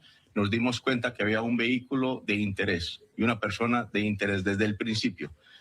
Esto nos llevó a después informarnos de la placa del carro, la descripción del carro, y eso nos llevó a darnos cuenta de que esa persona había rentado el vehículo en una compañía en Massachusetts. Después de que fue a Massachusetts, cogimos videos de la persona. Esa persona era en la misma descripciones de la persona de interés de nosotros acá en la ciudad de Providence. De ahí pasamos con los agentes federales a investigar un poco más y llegamos a los récords financieros que nos llevó a Salem, New Hampshire, en esta noche. Allá hubo una entrada táctica del equipo del FBI y encontramos que esta persona se había quitado la vida ellos mismos. Ahora estamos investigando más si hay algo que necesitamos saber más de él. Alex. Colonel or AG, is there a note or manifesto of some kind, and is that providing any information about a motive or anything that they might have done in the investigation? Again, the FBI recovery team and forensics are up in Salem, New Hampshire. At this point, we don't have any of that. Any indication of why now? What's the significance behind why this happened on Saturday? That we don't know. Yeah, I don't think we know the answer to that question. I think there's a lot of unknowns with respect to motive. I mean, I think that the real issue here is the key was to identify this person, as we talked about yesterday. I think there are other answers that are coming, but once we're able to identify them, thanks to that individual who came forward, who led us to a plate, which led us to a rental car, which led us to that he rented that car in his own name. That really broke the case open. But in terms of why Brown, I think that is a mystery. I think there may be something going on in Massachusetts that I'm not fully familiar with because we're working this angle, but I think the Massachusetts authorities may be able to share that. Yeah, I don't think we have any idea why now or why Brown, why these students, why this classroom. That is really unknown to us, and it may become clear. I hope that it does, but it hasn't as of right now. Fox, go This ahead. is for the Colonel or the Attorney General. On 2/16, there was a surveillance video that showed the second person that apparently blew this case wide open, and also Mr. Valente. You see them disappear behind bushes. Was this second person following the shooter? Did he recognize him and confront him? What was that interaction like? And I have a follow-up. That's a great question, and I'll be all explained in the affidavit that the general stated that will be released. But I'll give you a brief sort of explanation about that.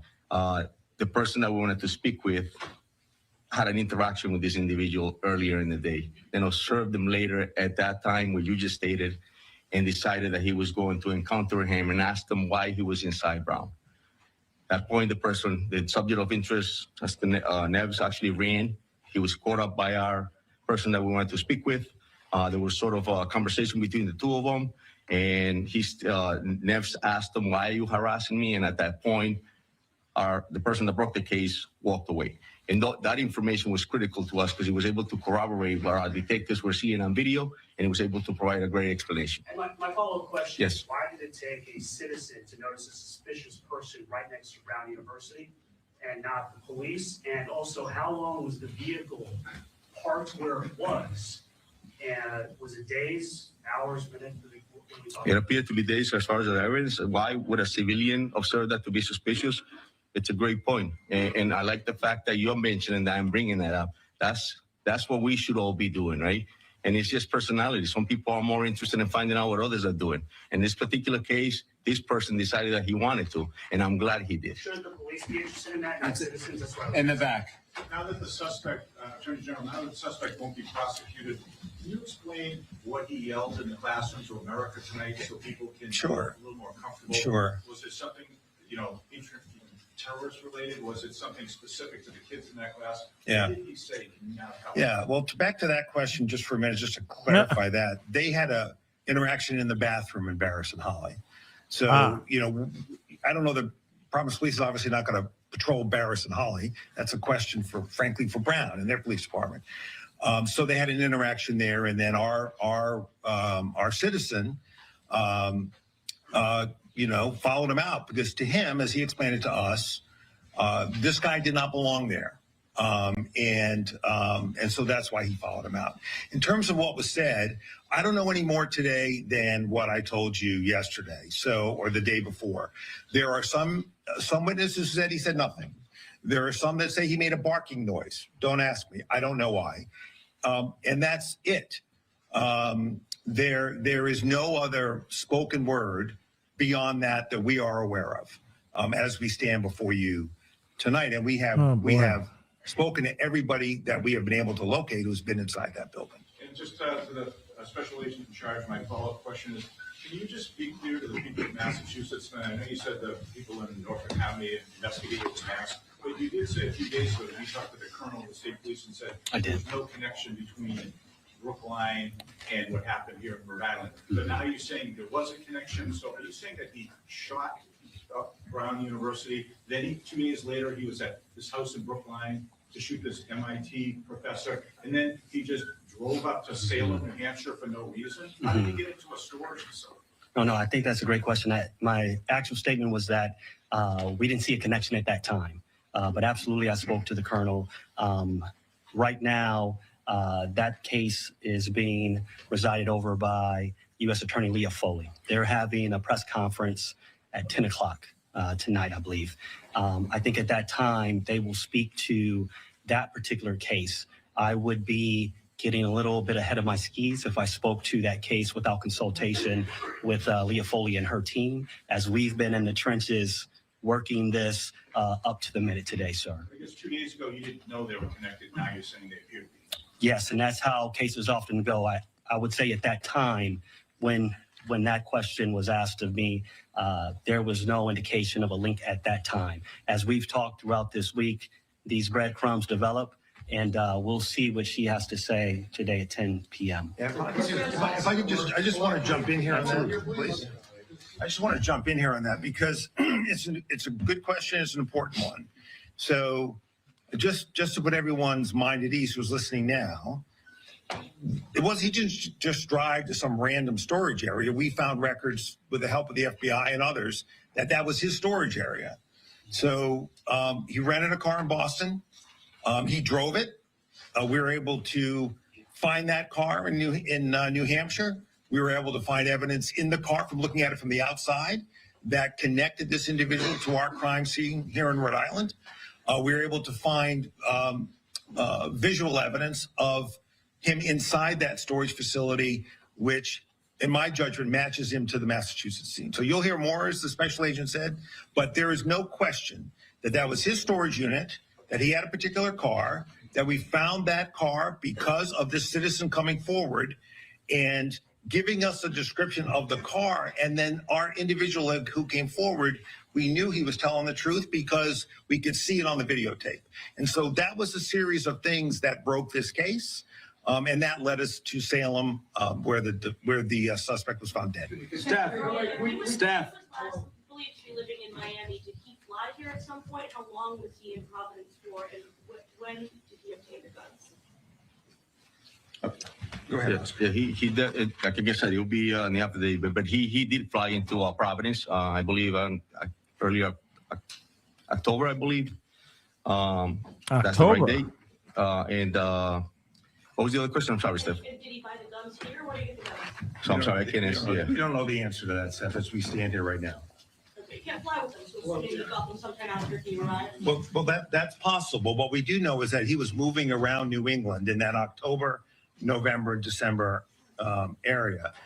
You remember, we just we know that there's a body in New Hampshire. We know that there are guns at the scene. It still remains to be examined, comparing those guns to the ballistics evidence we have in Rhode Island. And I imagine they'll do that in Massachusetts. But again, that's somebody else's investigation. And then, of course, we want to make sure that we match the DNA. But we are 100% confident that this is our target, and that this case is closed from a perspective of pursuing people involved. And Steph, just to add, I think Special Agent Doc stated, obviously we didn't know who he was. And so it's very difficult to know what a person did prior without any knowledge of who that person is. Dan. Can I just ask Special Agent this question? It sounds like from everything everybody's saying that the person who came forward to speak to you is kind of the hero in this story in a lot of ways. Absolutely. We know that there's a $50,000 reward. Mhm. You get the reward. You know, I will say that in this particular situation, that individual will likely get absolutely some aspect out of that award. We've had a lot of other tips, I will tell you as well, that have come in from the public. And so I don't deal typically with the distribution of those rewards. But I mean, it would be logical to think that absolutely that individual would be entitled to some of that reward. Yes, sir. Second row, red shirt. Go ahead. Yeah, you. Thank you. Fox News Digital, do we know when or how the suspects left Providence? For the Colonel. But we know he left Providence and committed a homicide in another state. On that, but we don't know. I'm sorry, how did he leave? No, so do we know when he left Providence? Yeah, when he left, that's what as far as we know that he left, but we didn't, I believe his last activity was obviously when we found out he was in another state committing another crime. Pat Ward, Coalition Radio. I'll throw this out to all of you, with particular regards to the Brown University president. A recurring theme for the last few days has been an outreach, ultimately successful, to the people of Rhode Island and the people of New England to track this individual down. While at the same time, we've got this sort of passive aggressive criticism of individuals who are being actively asked to engage via social media, who are wildly spreading rumors, some of which couldn't have possibly emanated anywhere than law enforcement. And I do have a follow-up. So would anyone like to respond to that? I mean, it's kind of condescending to a lot of people. I know, Governor Key, you're confused. That's not uncommon. But the Wow. We're moving on. Current. Wow. No, current. Forward with the case-breaking tip. Was that information originally posted online, or was that person encouraged to come forward based on what people online? Correct. There was a tip Some that was people, placed man. online, and obviously we were doing our due diligence to find out who that tipster was. And then we were able to identify this person who we wanted to speak with, and then we learned that person was actually the same person that put the tip on that up that you're speaking about. Brian. Sorry? Does that person live in the area? It was the same person that we brought into the police station to speak with. The images that you showed at the beginning, where you can see Mr. Valente's face, where were those images taken from? They were taken from the car rental business place that we learned about that. No. President Paxton, if you could, so the situation is described that you had the suspected gunman and this other person had an encounter in the engineering building hours before the shooting. I've been told by an employee that there have been concerns raised at Brown previously about people getting in the building. Have you heard those, and was anything done to address those concerns about people getting into the building? Yeah, I mean, that's a really good question. I think we're going to have to look back and say, you know, we don't know how this person got in. We don't know when they came in. We do know that the building was unlocked that day for exams. And that's something we're going to have to Had you look heard into. concerns from staff members in the past? I about have security not of the- personally heard concerns, but yeah. Dan. President Paxton, Dan Jay from NBC 10.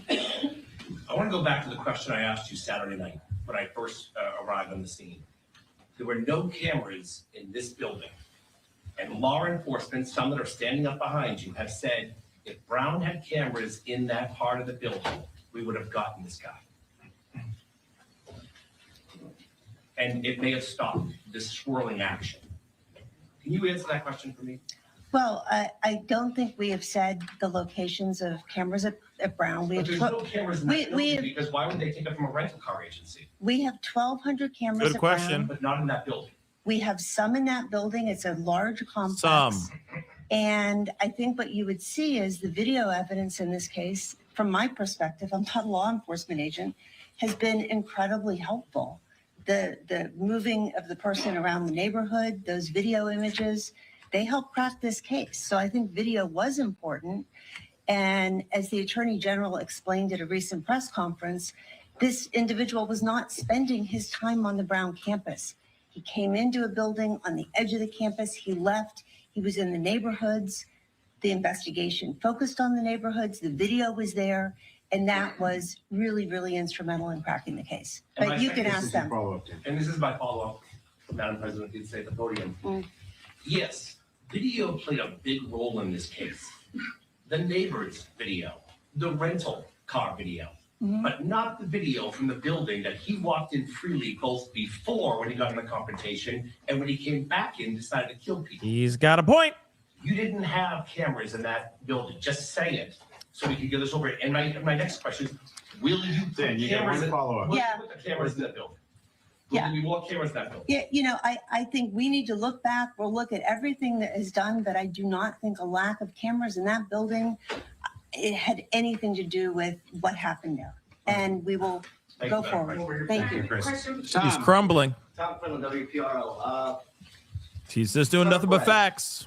I'm hearing from sources that the person that identified the shooter happened to be a homeless person that either lived around or inside that Barris and Holly building. Can you confirm more about this person for us? And then I have a follow-up for President Paxton. I'll tell you, there was a person that was pretty attentive about his surroundings. I'll tell you, there was a person that was very cooperative and helpful to this investigation.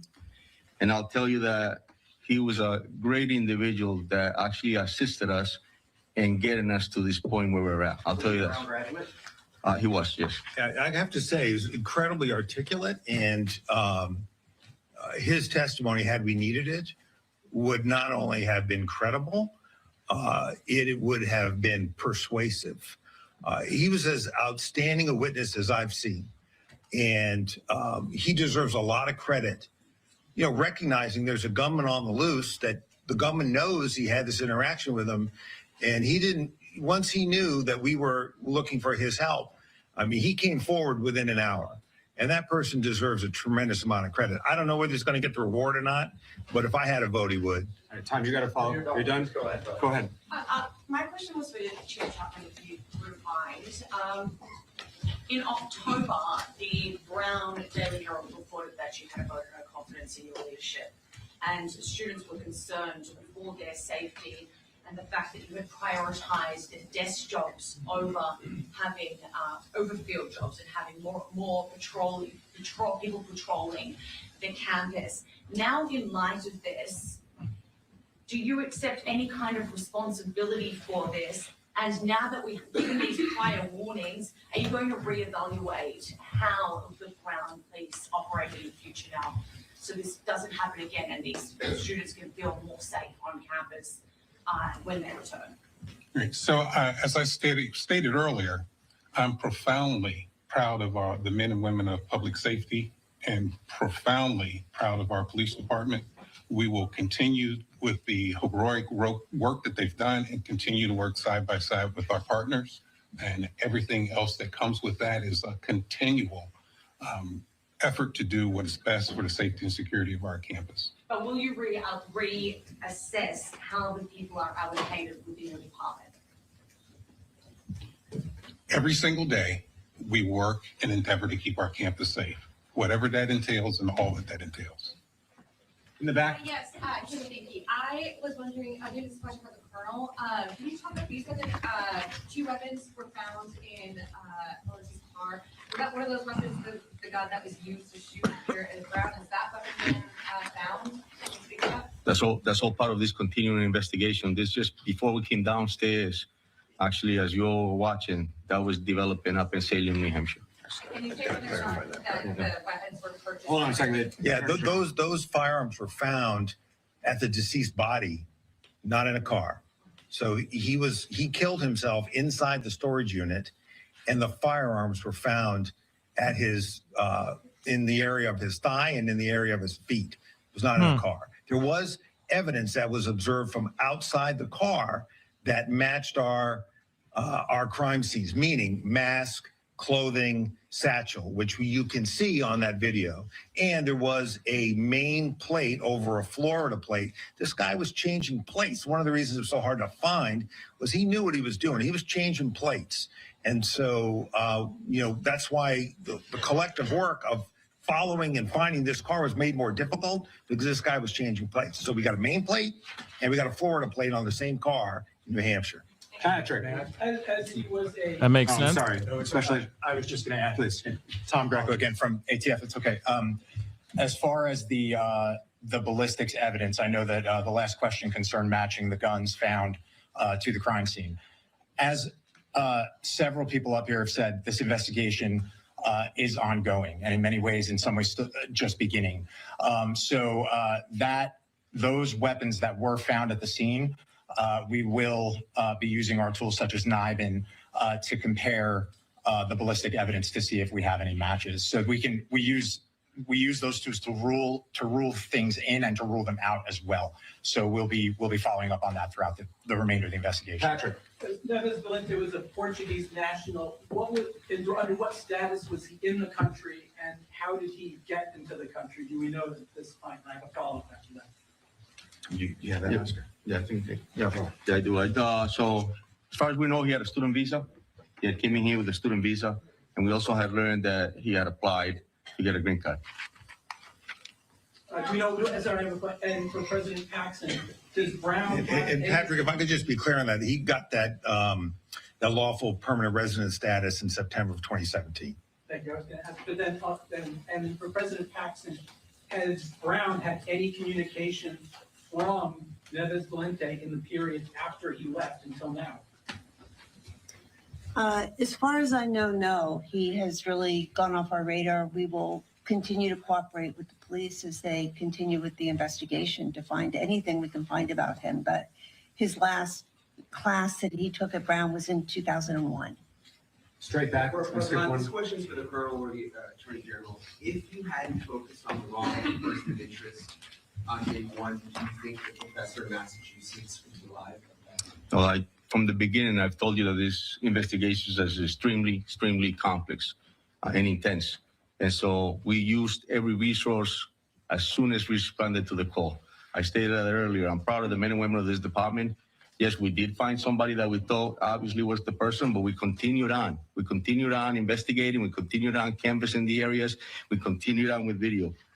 And that's why we ended up where we're at now. Yeah, if I could just jump in here, I just want to continue to answer that question. It's an important one, and the answer to that is this. And I tried to convey it a couple of days ago.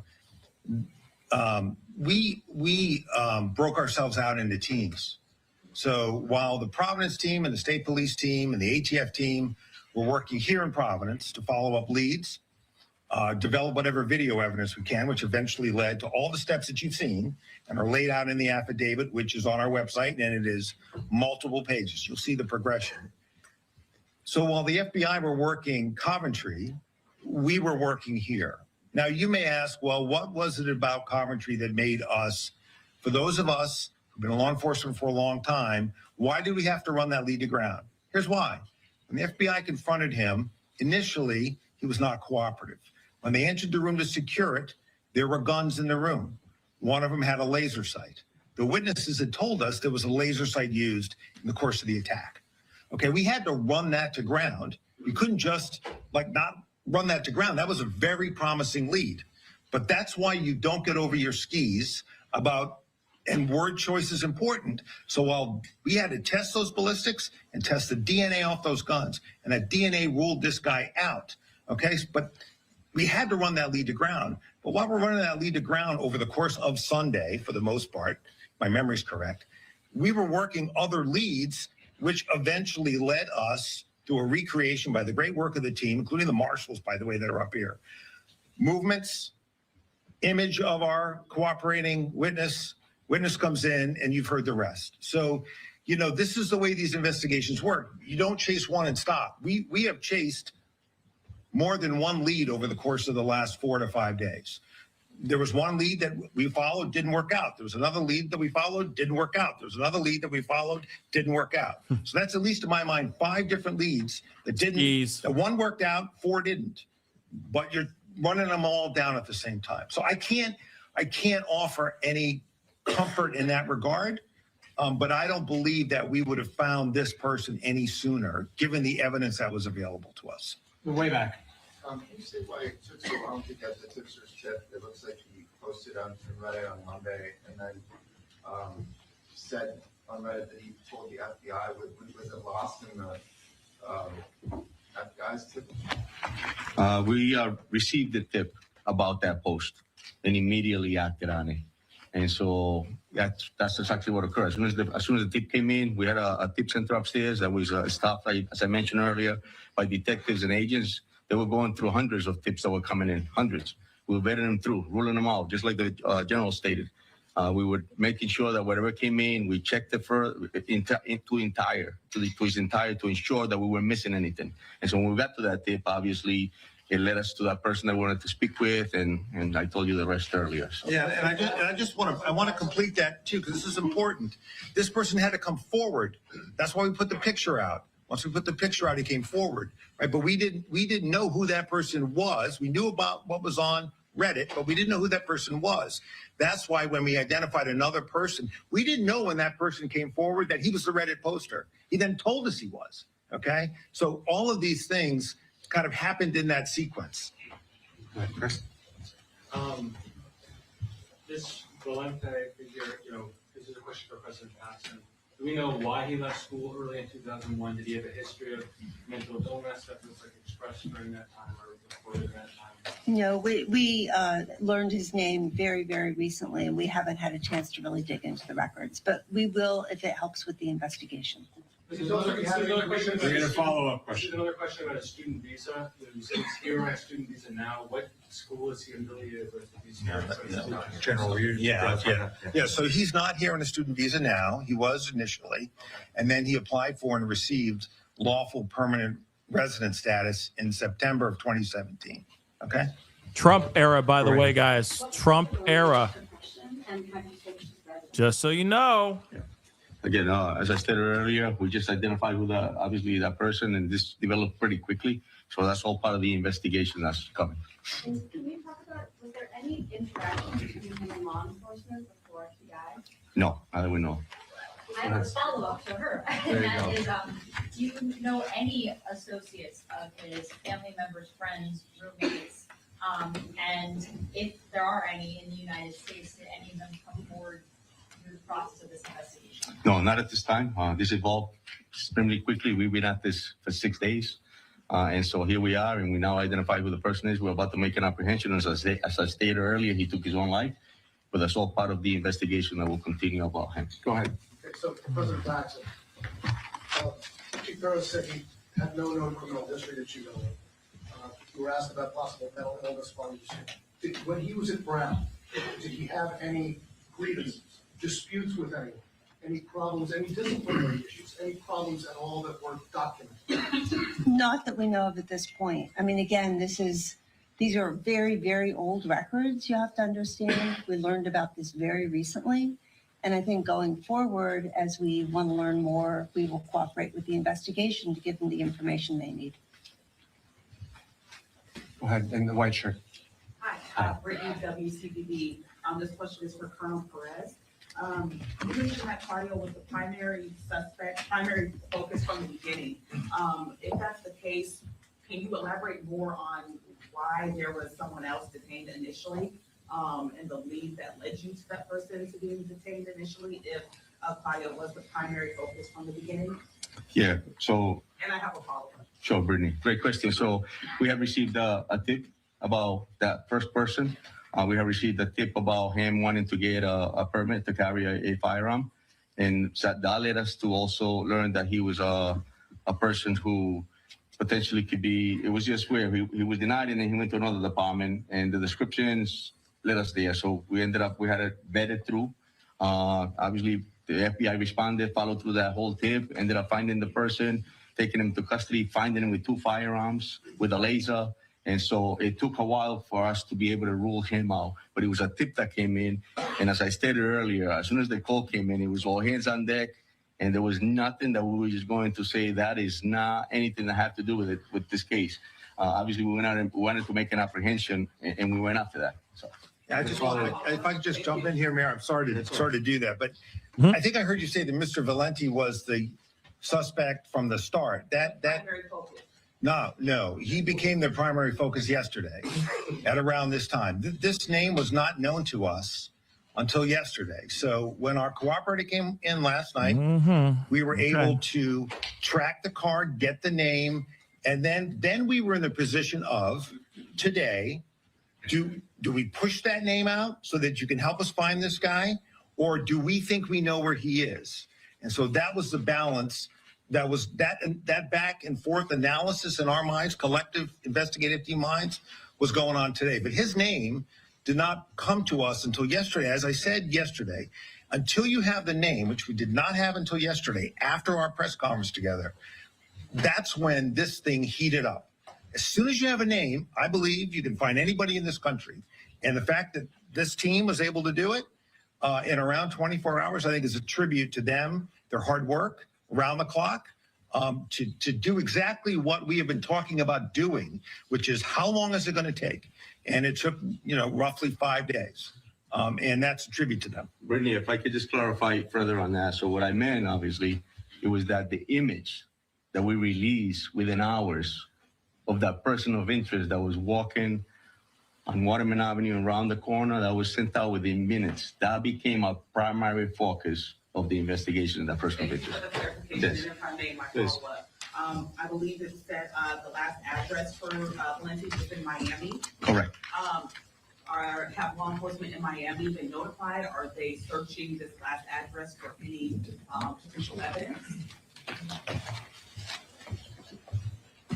No, Brittany, absolutely. Yes, that address, I believe, was one that predicated in 2001.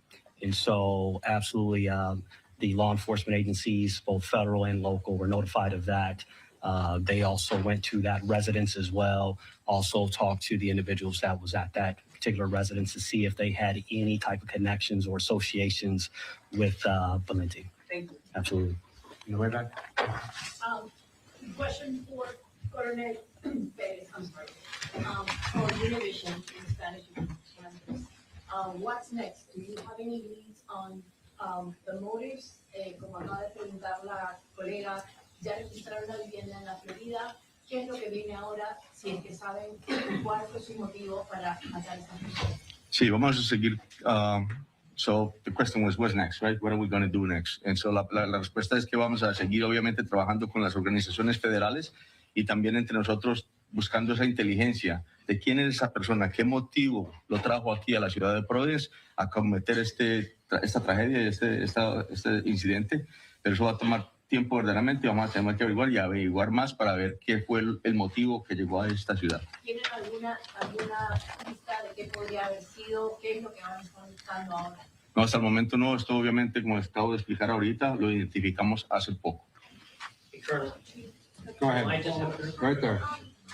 What brought investigators specifically to New Hampshire? Does this person have a connection to New Hampshire? I know you said with the storage unit was in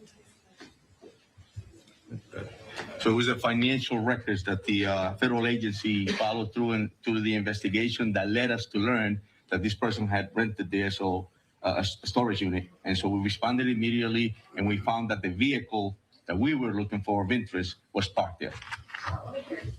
Just one follow-up here. Kate, go ahead.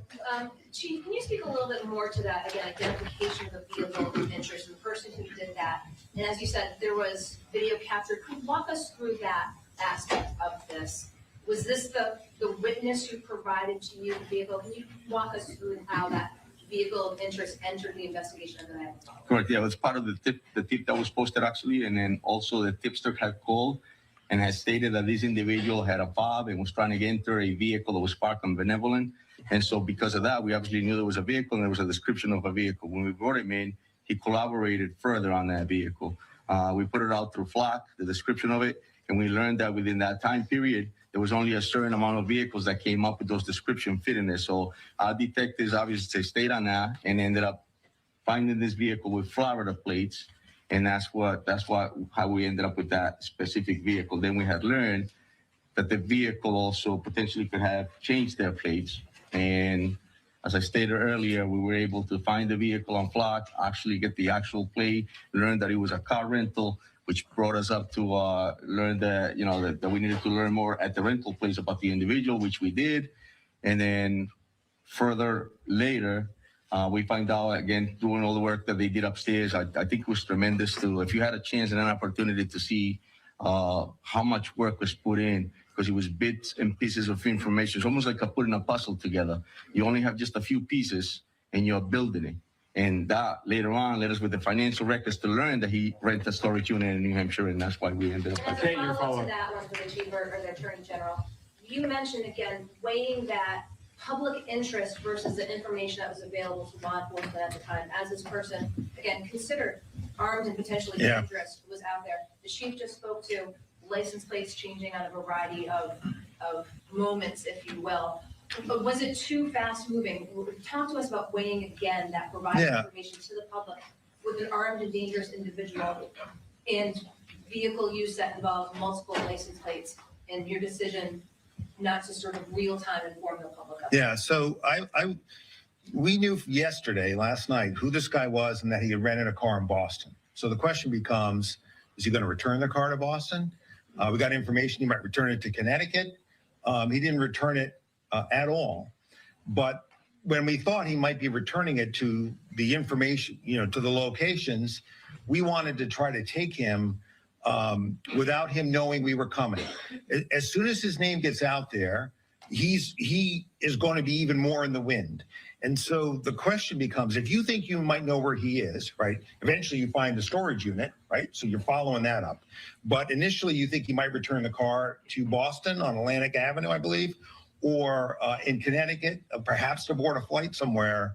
You're weighing, can I take this guy because we know where he's going to be, and not alert him that we're coming. And so I would say this afternoon, we were going back and forth on that. But as the FBI and the ATF and our other partners, Providence Police, State Police, developed evidence as to where he was, ultimately in New Hampshire, we decided to pursue to that location. And there we found the car with those multiple plates that we were looking for, a Florida plate and a Maine plate on top of it. General, right there, go ahead. General, That DNA evidence, where was that tested? And also the firearms examination. You had some trouble with the state lab here. Where were those? This is taking forever. Yeah. I just wanted to touch real quick, and I know I think you answer that, Hamburger. but that's a great question, Mark. And the reason for that is because when the incident first happened, it was our BCI unit that responded and collected that DNA and protected the integrity of that DNA and sent it out. Thank you. The evidence collected, the DNA and the firearms were sent to the Connecticut State Police Lab. They have the best local capabilities to handle that type of evidence and do those type of examinations. Follow-up, you're good. Thank you. Wheeler, go ahead. So is there an understanding of how he got to get the rental car in Boston, or what his movements were in the days and weeks before the shooting? So if there's an understanding how he got to Boston to rent the car, is that? Yeah, like where was he in the days and the weeks before this? Yeah, so we're not sure about that, obviously, because we all started acting on this investigation when the incident happened. And that's when we started to follow through to learn more about it. And remember, we didn't have his name until last night. So I think we'll know more about his movements as we're able to track that name. But the critical thing was, once we knew his name, was where is he right now? Certainly, you know, going backwards, we're going to want to know how he got into the country, when he got here, and all that. But today's mission was get him off the streets where he poses a danger to Rhode Islanders and ultimately the people of New England. Okay, so let's break out of this press conference because we are seeing another press conference starting in Massachusetts. Oh, We've no. heard them alluding that we will learn more from officials in Massachusetts at some point tonight. That press conference starting now. Let's watch. Okay, let's get into it. Because it is asking a whole bunch of things. Good evening. Okay. This evening at approximately 9 p.m., federal agents breached a storage locker in Salem, New Hampshire, in search of Claudio Neves Valente, a Portuguese national we believed shot and killed two Brown University students and an M.I.T. professor in Brookline, Massachusetts. Federal agents found Neves Valente dead from a self-inflicted gunshot wound. The United States Attorney's Office in Boston, Rhode Island, Connecticut, and New Hampshire have been working throughout the day to establish probable cause to charge Neves Valente. Earlier today, the U.S. Attorney's Office in Massachusetts filed a criminal complaint under seal detailing the chain of events over the past 6 days, including information that led us to today's search of the storage locker in New Hampshire. This is what we learned during this multi-jurisdictional investigation. Neves Valente studied at Brown University in Providence, Rhode Island on an F1 visa around 2000 to 2021. He eventually obtained legal permanent resident status. Previously, he attended the same academic program as the M.I.T. professor Nuno Loureiro in Portugal between 1995 and 2000. Although Neves Valente appeared to reside in Florida, between November 26th and November 30th of this year, he rented a hotel room in Boston. On December 1st, he rented a gray Nissan Sentra with Florida plates from a car rental agency in Boston. That same day, he drove to the vicinity of Brown University, where his car was observed intermittently between December 1st and December 12th. On December 13th, Neves Valente entered an auditorium on Brown University's campus during a study session and began shooting at students, killing Ella Cook and Mohammed Aziz Umarzokov and injuring 9 others. Between December 13th and December 14th, Neves Valente returned to Massachusetts. On December 15th, he murdered M.I.T. professor Nuno Loureiro at Loureiro's home in Brookline, Massachusetts. At some point while he was in Massachusetts, he switched the plates on the Nissan Sentra to an unregistered plate out of Maine. Immediately following Professor Loureiro's murder, Neves Valente drove to a storage facility in Salem, New Hampshire, where he had rented a storage unit in November of this year. Since the December 13th shootings at Brown and the December 15th shooting in Brookline, state, local, and federal law enforcement officials have been working hand in hand around the clock to identify the shooter and prevent him from inflicting further harm. I have said this before and will continue to believe when law enforcement agencies work together, crimes are solved and the public is protected. The information we provided to you tonight would not be possible without the dedicated men and women of law enforcement in multiple districts throughout New England, including the FBI, ATF, HSI, the U.S. Marshal Service, Massachusetts State Police, Rhode Island State Police, Providence Police, Brookline Police, and the Brown University Police. In addition, prosecutors from the Rhode Island Attorney General's Office and the Norfolk County District Attorney's Office, and federal prosecutors from Rhode Island, New Hampshire, and Massachusetts all contributed to this result. I also want to thank Attorney General Pam Bondi for her support in coordinating the federal response. Yeah. Can you tell us anything about his motive and the 2 sets of victims and how they might be related and how he might be related to them? That is not information that we can share right now, but as soon as that information becomes available, we will share that with the public. You know what? I'm sorry. I got to pause this really quick. I just have to say something really, really quick. Really, really, really, really quick. I promise it'll be quick. That's what he said. Okay. So hear me out for like 2 seconds. You notice that right off the bat, she gave us details, right? Right off the bat, she gave us a timeline and a mother-loving details. That's all we needed. That other press conference, all they were doing was jerking each other off. I'm sorry. I have to say it. Thank you so much to this department and this department. Without you guys doing this department and this department and this department, I love it when you stroke it and tickle the... Like, stop! Shut up and give us the details. That's why they have that cluster F going on over at that press conference right now, because they didn't give any details. So they're asking a million questions because they didn't give any mother-loving details. Do you understand? And then they look even more sus. Do you see what I'm saying? They look even more sus for not giving any details. She right out the gate sat down and said, gee, he flew into Boston, rented a car, came over to Rhode Island, did what he did, went over to this man's house, did the raka-cacao, and then, of course, he raka-cacao'd himself. Like, dear God.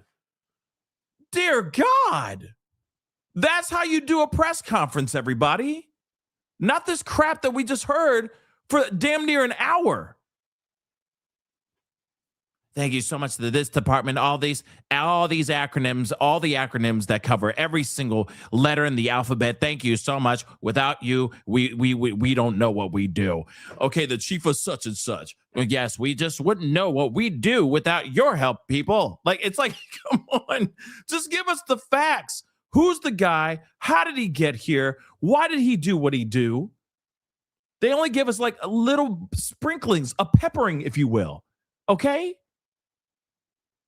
This had no seasoning. That press conference had no seasoning. See, this is the problem. This is why they're getting looked at weird. That's why Providence is getting looked at weird. Okay, I'm getting off my soapbox. It's burning all of my cookies. All of them. Thank you so much thank you to this department, because without you, there would be no department. Thank you to this department. No, you. No, you. You. It's that the whole time.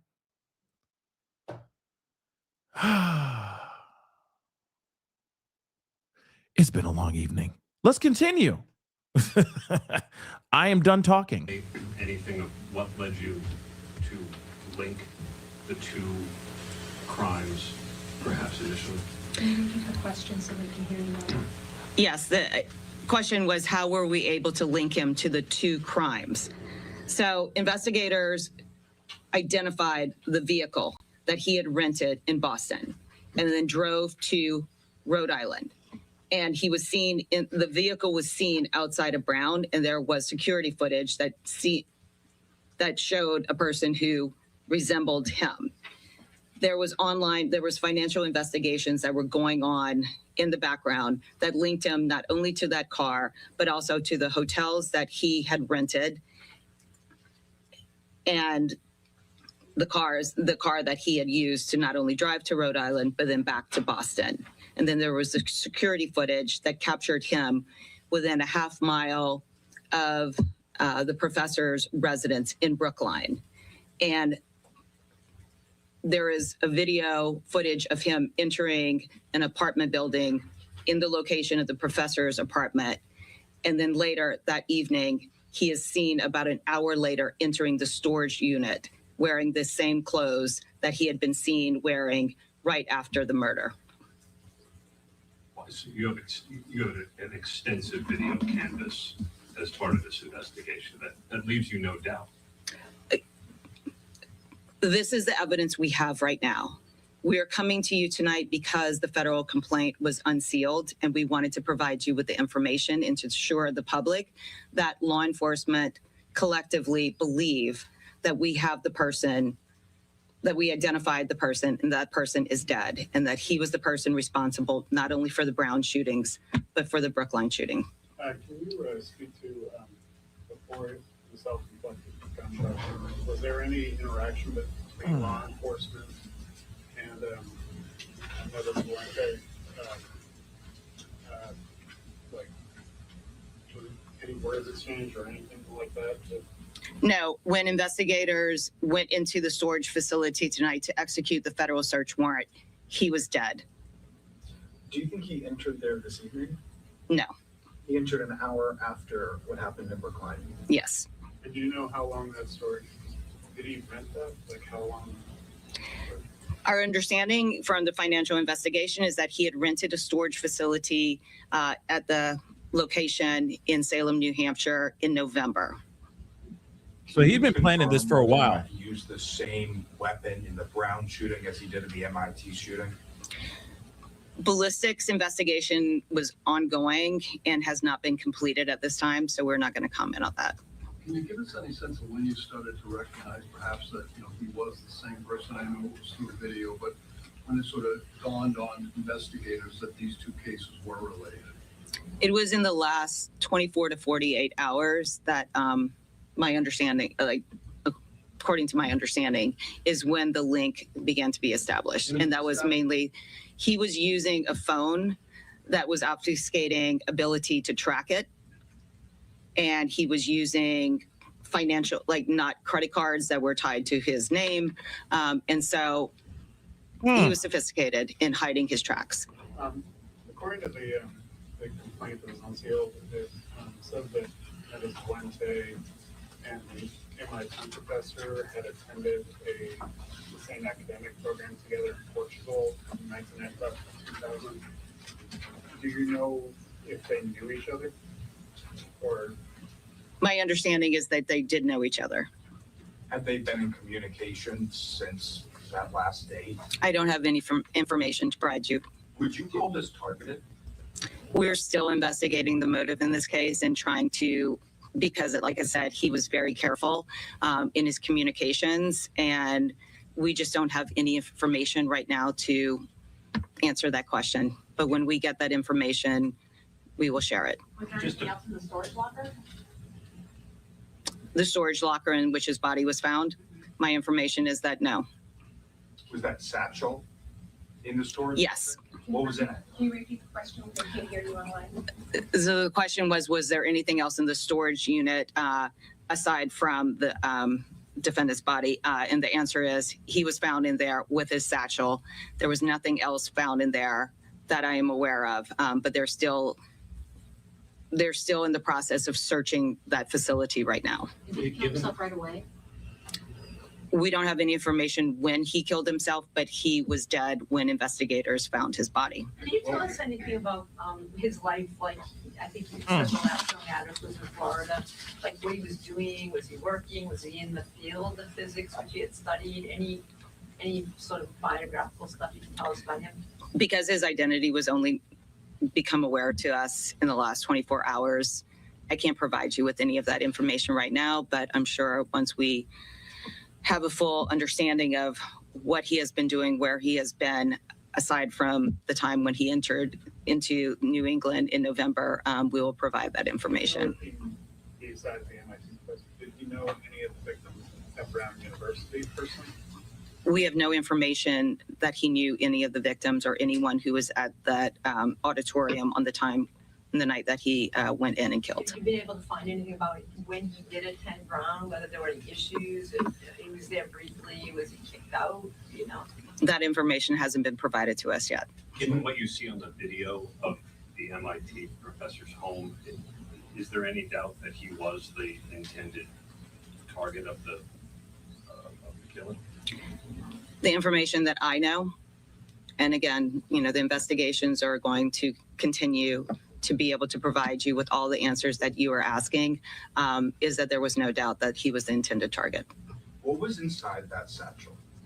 That is information that is still being, the investigators are still on the scene right now conducting that investigation, and we haven't received information as to what was in the satchel. Was there any suicide note? No information right now.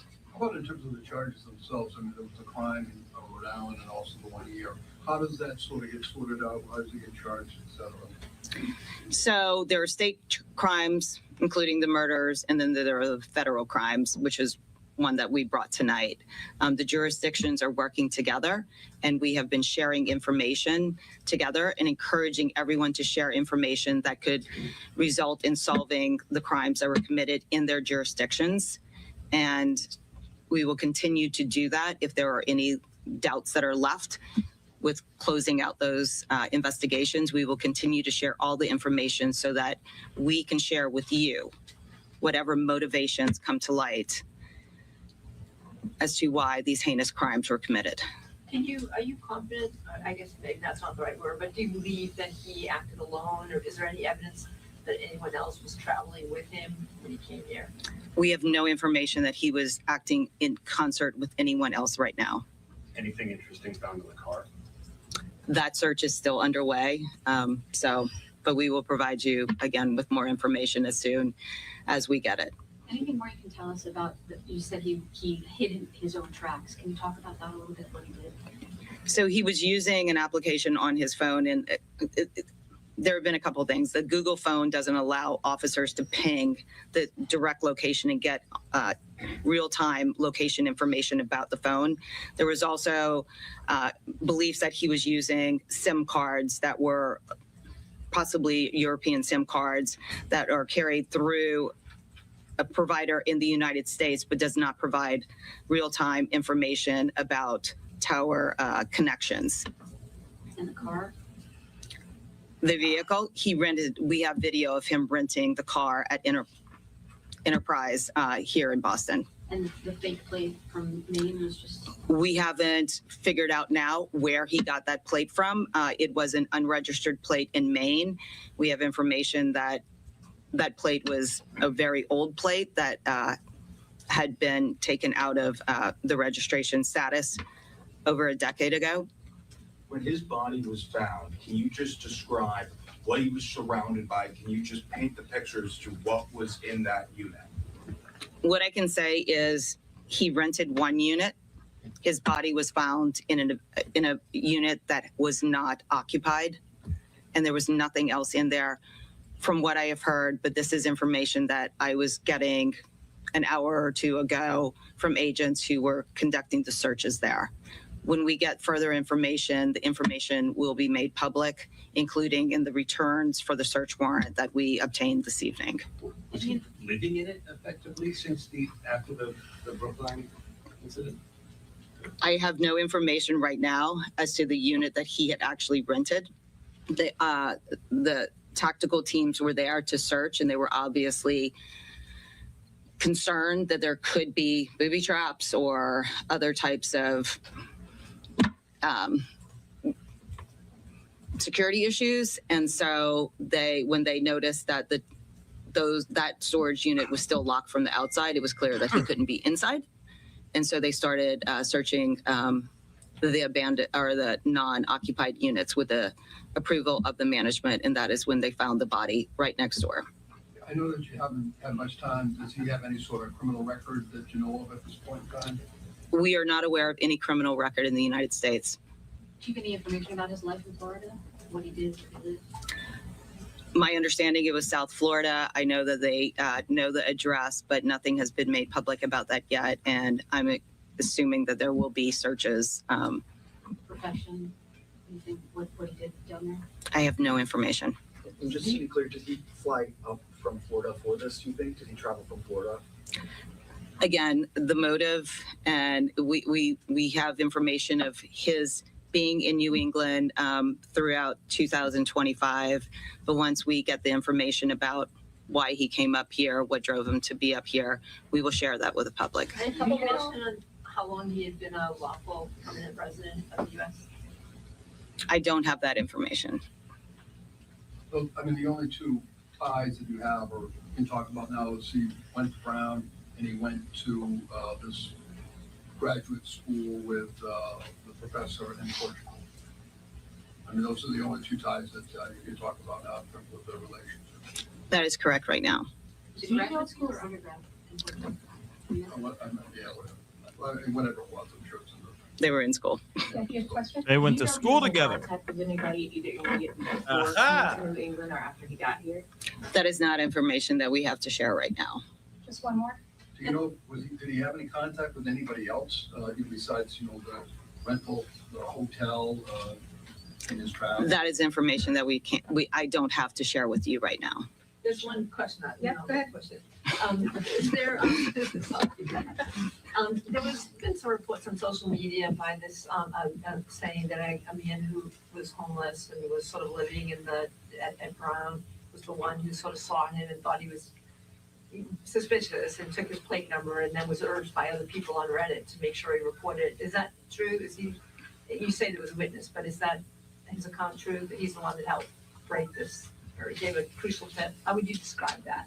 We did receive information from a witness who encountered him after the Brown shooting and gave information that was very helpful to the investigation and in identifying Neves Valente. You're gonna get the 50,000? We'll let you know. Say it happens. So it's a homeless guy. The accounts that are on the record right now is what we can comment on, but we will provide again more information so that the public will have Thank you, guys. confidence in our investigations. Thank you. Thank you. And that's all she wrote. That was Leah Foley. She's the U.S. Attorney for the District of Massachusetts. An extensive press conference, really wrapping up a marathon of question and answer. No kidding. A marathon of a day. Two different press conferences. We've been nonstop watching as authorities, first in Providence, explained what they know so far. What you just watched there was Foley. Again, she is the U.S. Attorney for the District of Massachusetts, letting us know what they know from their perspective. This camera on the ground at the scene in southern New Hampshire, about a 45-minute drive of Boston. That's So, okay, guys. So, of course, there's a lot of things are still developing. They don't have everything yet. But one thing that's for sure, this guy came in to the Boston area. He was there for a while. Then he ended up renting a car. And then he drove out to Rhode Island, did what he did in Rhode Island, then went up to Boston, back into Boston, to M.I.T, finding an old college student or old college colleague, I guess, which is I forgot his last name. I'm sorry. Luerez. Are they still talking? Oh my dear God. Year-olds. I have not seen them release these images in an official capacity yet, but these were the images they had of the suspect on screen while. Okay, sorry. Yeah, I was going to say, did they give out that information already? I'm sorry. I'm just trying to get his name correct, because I am not trying to be that guy. My brain is just mush right now, so it's like Nuno Loureiro. Yeah. Loureiro. Hopefully I'm saying that right. Nuno Loureiro. All right. So apparently they went to college together. Some sort of college, either undergrad or graduate. That's one thing. She didn't really confirm that or not, but that's a piece of information that they didn't tell us over here at this mother loving thing. They didn't tell us anything about that. They're just like, well, we're still trying to figure things out. We still just don't know everything. They gave us more information in Boston than they gave out in Rhode Island. It's trash. And I know a lot of you guys are saying it in the chat, like, this is how you do a press conference. I agree 110%. That Boston press conference was a lot more informative than this cluster F of a press conference that we're seeing out of Providence, Rhode Island. They need to get their ish together. These guys right here, they need to get their ish together, because they're starting to look really, really sloppy and look really, really bad. And now everybody's side-eyeing everything that they're saying because how sloppy they are. Like I said in the very beginning, or when I did my rant, don't worry, I'm not going to go there again. But all I'm saying is they should have come out with the information, with the facts. But they didn't do that. They just kept congratulating each other. Then there was a little bit of information, but they just gave his name. That's really it. They gave us a tiny bit of information, sprinkling of information about who he is, like what his name is, and you know, why would he have any ties to Brown University? That's really it. Then also at the other time, at the same time, they were not willing to tell us who the guy was that exposed, that like linked this guy to everything. And now we're starting to hear that it was a homeless guy. A homeless guy from the area was the one that was actually the one that connected all the dots. Because he's like, yeah, I've never seen you here before. Dude acting funky and everything, right? Homeless dude would definitely know when somebody, you know what I'm saying? Because, you know, that's probably his stomping grounds. And he's like, you don't look familiar. Who the hell are you? You know? Yeah, it's like he knows his turf. He knows his spot. He knows his stomping grounds. You feel me? So again, it's like, yeah, I saw that guy. I saw him. And then they connected these because of him, allegedly this homeless guy, they were able to start to connect the mother-loving dots. But it looks like this guy was planning on doing some bad things. He was planning these things over a course of time. Because they said something, okay, so the Providence, Rhode Island people, they said that he flew up to the Boston area around October. And then in November, the Boston press conference said something along the lines of he was starting to, like, that's when he got the storage unit in November and all that. So I'm thinking he was busy starting to put things together. And I would not be surprised if he was actually living out of that storage unit for the time being, while he sat there and began to plot what he was going to do. And then he went off and did what he did. I'm still wanting to know why Brown University. But it could very well be a situation where, and I'm just going to put this up because the press conference is over. Both of them are over. We're just seeing this. But just think about this. I'm thinking that maybe he was living there so that it gave him some time to think. He could probably pay that place in cash. They're not paying really any attention about, you know, who's living there, you know, coming and going from the spot. It's a storage unit. So you have that part. But at the same time, he's using that time to just kind of put everything together. He went to college or grad school of some sort with the MIT professor. My thoughts are, what if, the professor's gone. He lost his life. He was hit many, many times, many GSWs, and he lost his life at the hospital. But nonetheless, he went to college with him. And they say that he was in grad school at Brown University for 1 year only. And his focus was physics. He was getting his PhD in physics. He stayed there for 1 year and he left. So I keep wondering, maybe something happened. Maybe, I mean, what if he was, maybe he was messed with in college? Maybe something happened between him and Nuno that he just held on to it forever. And then finally, everything came to a head a few days ago. And then maybe the fact that he was only at that grad school, Brown University, for 1 year, maybe he had animosity towards Brown University for the fact that he didn't get a chance to finish his PhD. So more animosity. Oh, he went to grad school in Portugal?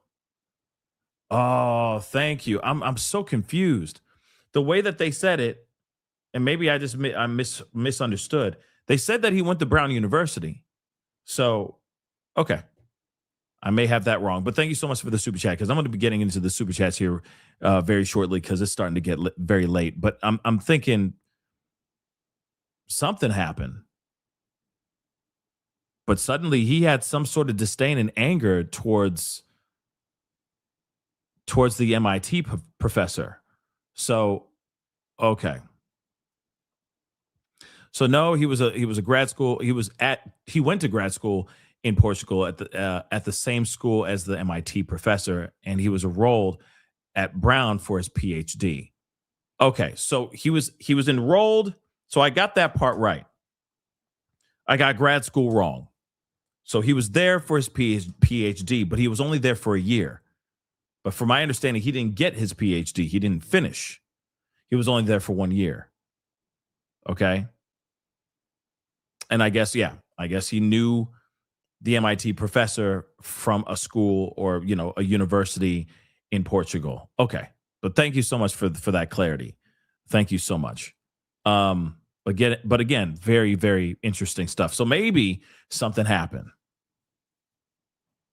Maybe the MIT professor was top of his class and he had some animosity towards him getting all these high grades and high markings or something. Or maybe the professor took his girl back in the day. We don't know. But then he went to Brown University. He always was only there for a year. And there must be some sort of animosity towards the fact that he didn't get to finish his PhD. And that's why he retaliated.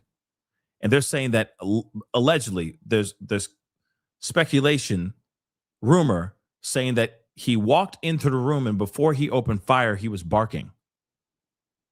They can't confirm it, but that's kind of what they've been saying out here in these streets. Pretty wild stuff nonetheless. All right. So crazy. So let's get into these super chats. So Potato 2, thank you so much for the love. Why would he need to rent a car if he's a student there? Well, he wasn't a student there. He was a student there a long time ago. So he went down to Florida, I guess, lived there for a while, did whatever. But see, that's the thing. Like, it's almost like he went back home because, between 2001 and 2017, when he was granted his green card, if I'm correct, his student visa or something of that sort, he had to he was granted that in 2017, right? So he was in 2017, he came here and then he was chilling, right? So I'm wondering what happened between 2017 until now. He just moved to Miami and just was hiding out, chilling? I don't know. But here's the thing, though. One thing's for sure. Trump cannot, I repeat, cannot put this on Biden. He can't. Because he got his card, his student visa, if I'm correct, in 2017. And in 2017, Trump was doing his first term. Just so you know. So you can't sit there and go, no more Portugal, no more. We're not going to have anybody coming from Portugal ever again. Like, he can't do that. He can't. He allowed it. He can't turn to Biden and say it's all Biden's fault. No. He accepted it. Just so you guys know. All right. I even looked it up as soon as I was like, because that one other guy was very adamant about letting people know the dates, the years, right? So again, trust me, if it was like during the Biden era or the Obama era, he would have ran with that and said, nope, no more Portugal. No more Portugal coming into America. No more. So interesting. Okay, thank you. See, I'm getting it all messed up. Beautiful Messy Ball, thank you so much. So the student visa was in 2001, but then he got permanent residency, thank you, in 2017. So 2017, Trump era. There. Thank you. I appreciate it. Thank you so much. So I'm tired, guys. I apologize. I am tired. Allie, thank you so much. Thank you for covering this story with Care Pascal. For many of us who are native New Englanders, this event opened old wounds, sending love to the Brown community. Providence, Rhode Island, strong. Yeah, this is all just terrifying. It's all terrible. It's all terrible. Doesn't matter who did it. It's still evil doing it. You see what I'm saying? So again, it's just absolutely terrible. So thoughts and prayers to everybody out there, for real. Ree, thank you so much for gifting 2 memberships. Thank you so much. Welcome to the family. You too, new members. All I ask for you guys to do is, Ree just gave you some love. All I ask for you to do is pay it forward. Open the door for somebody. Give that person that you love that extra comment or compliment for the day. You know what I'm saying? Whatever. Just do it kindly. It all trickles down. All right. Thank you again, Ree. And welcome to the family, you too. Welcome to the family membership. Anyway, Jeanne, thank you so much for the love. I appreciate you helping us out with the super chat. Thank you, Pascal. We appreciate all your hard work for us. God bless and Merry Christmas. Yes, God bless you too. And Merry Christmas to you as well. All right. Merriest of Christmases. All right. Again, guys, this is pretty interesting. I started to just I didn't like zone out, but I was just starting to get drained. That's what I mean. I was starting to get drained when you just start hearing that drone, right? When you hear a press conference and all they're doing is just talking out their ass, it gets to the point where you're like, all right, I'm done. Like I'm just done, because it's so disorganized. And all those questions could have been answered if they opened the press conference with the information. Write it all the way out. A timeline letting everybody know what's going on. That's it. Not this whole how they presented everything. You see what I'm saying? But if you get the information from from Rhode Island, from Providence, and you take that and listen to what we got from Boston, it starts to piece together a little bit. But like I said, they were more like birdshot. It was all over the place when they were explaining everything, rather than just telling us straight up the news and the information and the timeline and nothing but the facts right out the gate. They would have had less, like at least half of the amount of questions. But I will say this, okay? Because I was reacting to this too when the president of Brown University was getting kind of, the reporter was really riding her. And I got to be honest, rightfully so. Somebody in the comments said, well, what cameras aren't going to stop anything. Well, true. Yeah, they're not going to stop evil. Evil's going to still do what they're going to do. But here's the thing. It would get us the evildoer faster, rather than you have law enforcement standing there scratching their heads. Here's the other thing too. I already said this earlier, but you have so much money. You make a good amount of money, like the university. And I'm sure you have alumni that contribute to the university as well, if it needs a little bit of something. Brown University brings out some really, really amazing individuals for sure. Okay. Very successful individuals. So a few thousand, if not, tens of thousands of dollars, I don't know, worth of security cameras throughout certain buildings shouldn't be that much of a stretch.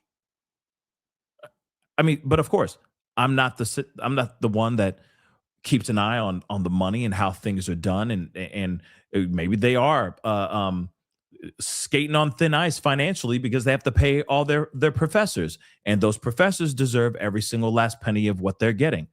They, of course, if they're good teachers, they should be cherished and rewarded for being good teachers. But you also need to make sure that your students are safe and your teachers and staff are safe as well. Why not have some cameras? Remember, the only reason why we know about the guy, Claudio, is because, and how he got caught, is because cameras from other places, not cameras from the campus, like on the right in the building of him running in and out of the building. Oh, no, no, no, no.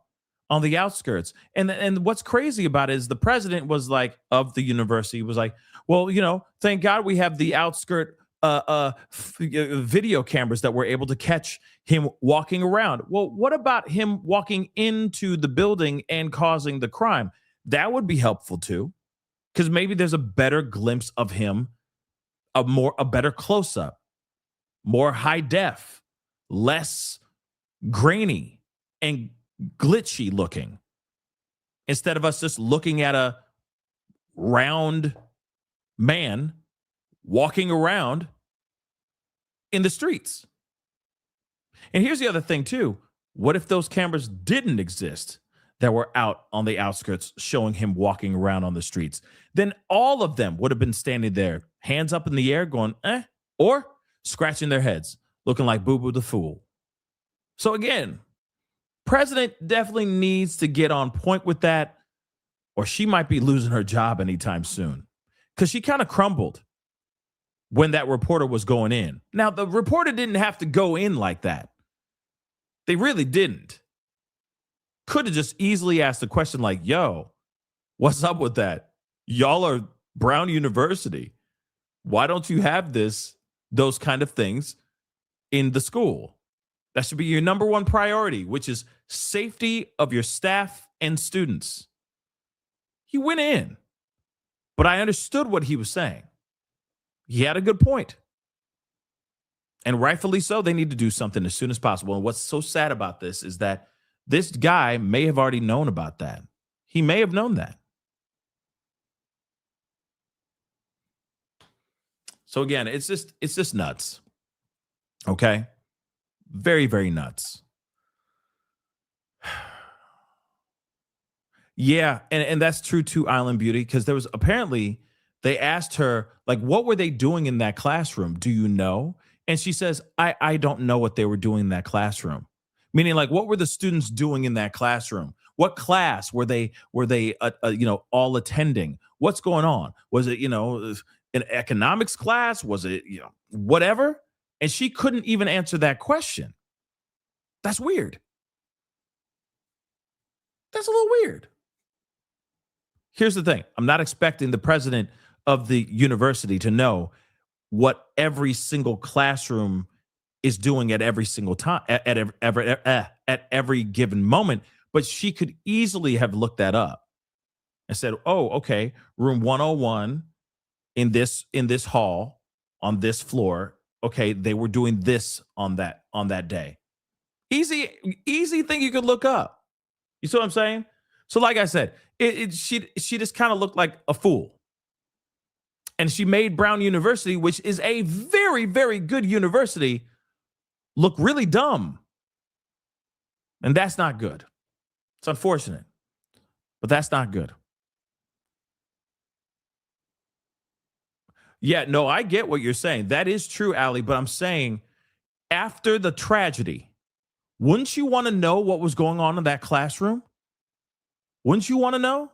It takes 2 seconds to ask a question or look it up. You see what I'm saying? Or ask somebody in the staff, hey, what was that class? Like, what was the classroom? What were they doing in that classroom? What was the class? What was it? It's 2 seconds. Just so you understand what's going on. You see what I'm saying? So I'm saying after the fact. Every day. No, I'm not sitting here saying that she's gonna be like, okay, in the proper polo room, they're talking about equestrian at 2:00 every Monday, Thursday, and Friday. Like, no, I'm not saying that. That's insane. Okay. But as far as something like this, when a tragedy happens, it takes 2 seconds to look it up and just be like, okay, these students were doing this. Man, that's terrible. And that's it. Just shows that they care. It just shows that the president cares and wants to know what's going on. And when they asked that question, she looked like a fool. It's like, okay, you just had a tragedy there. You're not going to ask certain details. You could easily go to the teacher themselves and go, what happened? What did you see? And also, what was the class that you were teaching? Just give me the details of everything. Okay, cool. Just so people know. That's it, Because somebody out there is going to try to make it seem like she's some heartless president. And that's exactly what they did, which is unfortunate. You see what I'm saying? It's very unfortunate. Devil's in the details, unfortunately. But guys, here it is. Of course,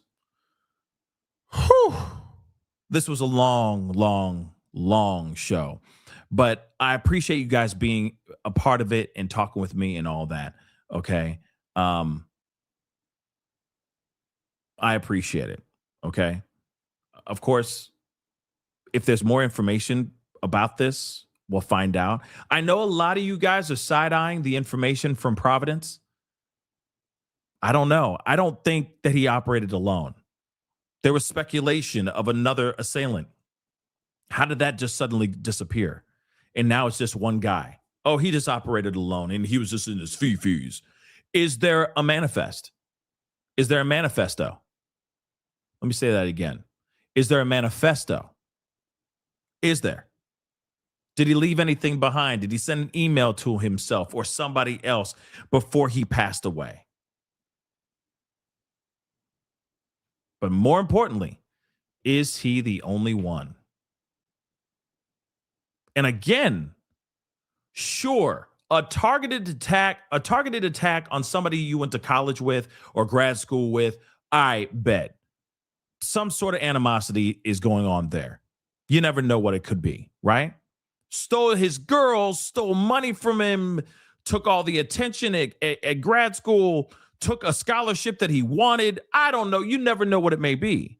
But why Brown University students? Why go after the Brown University students? Innocent kids that have no connection to this dude whatsoever.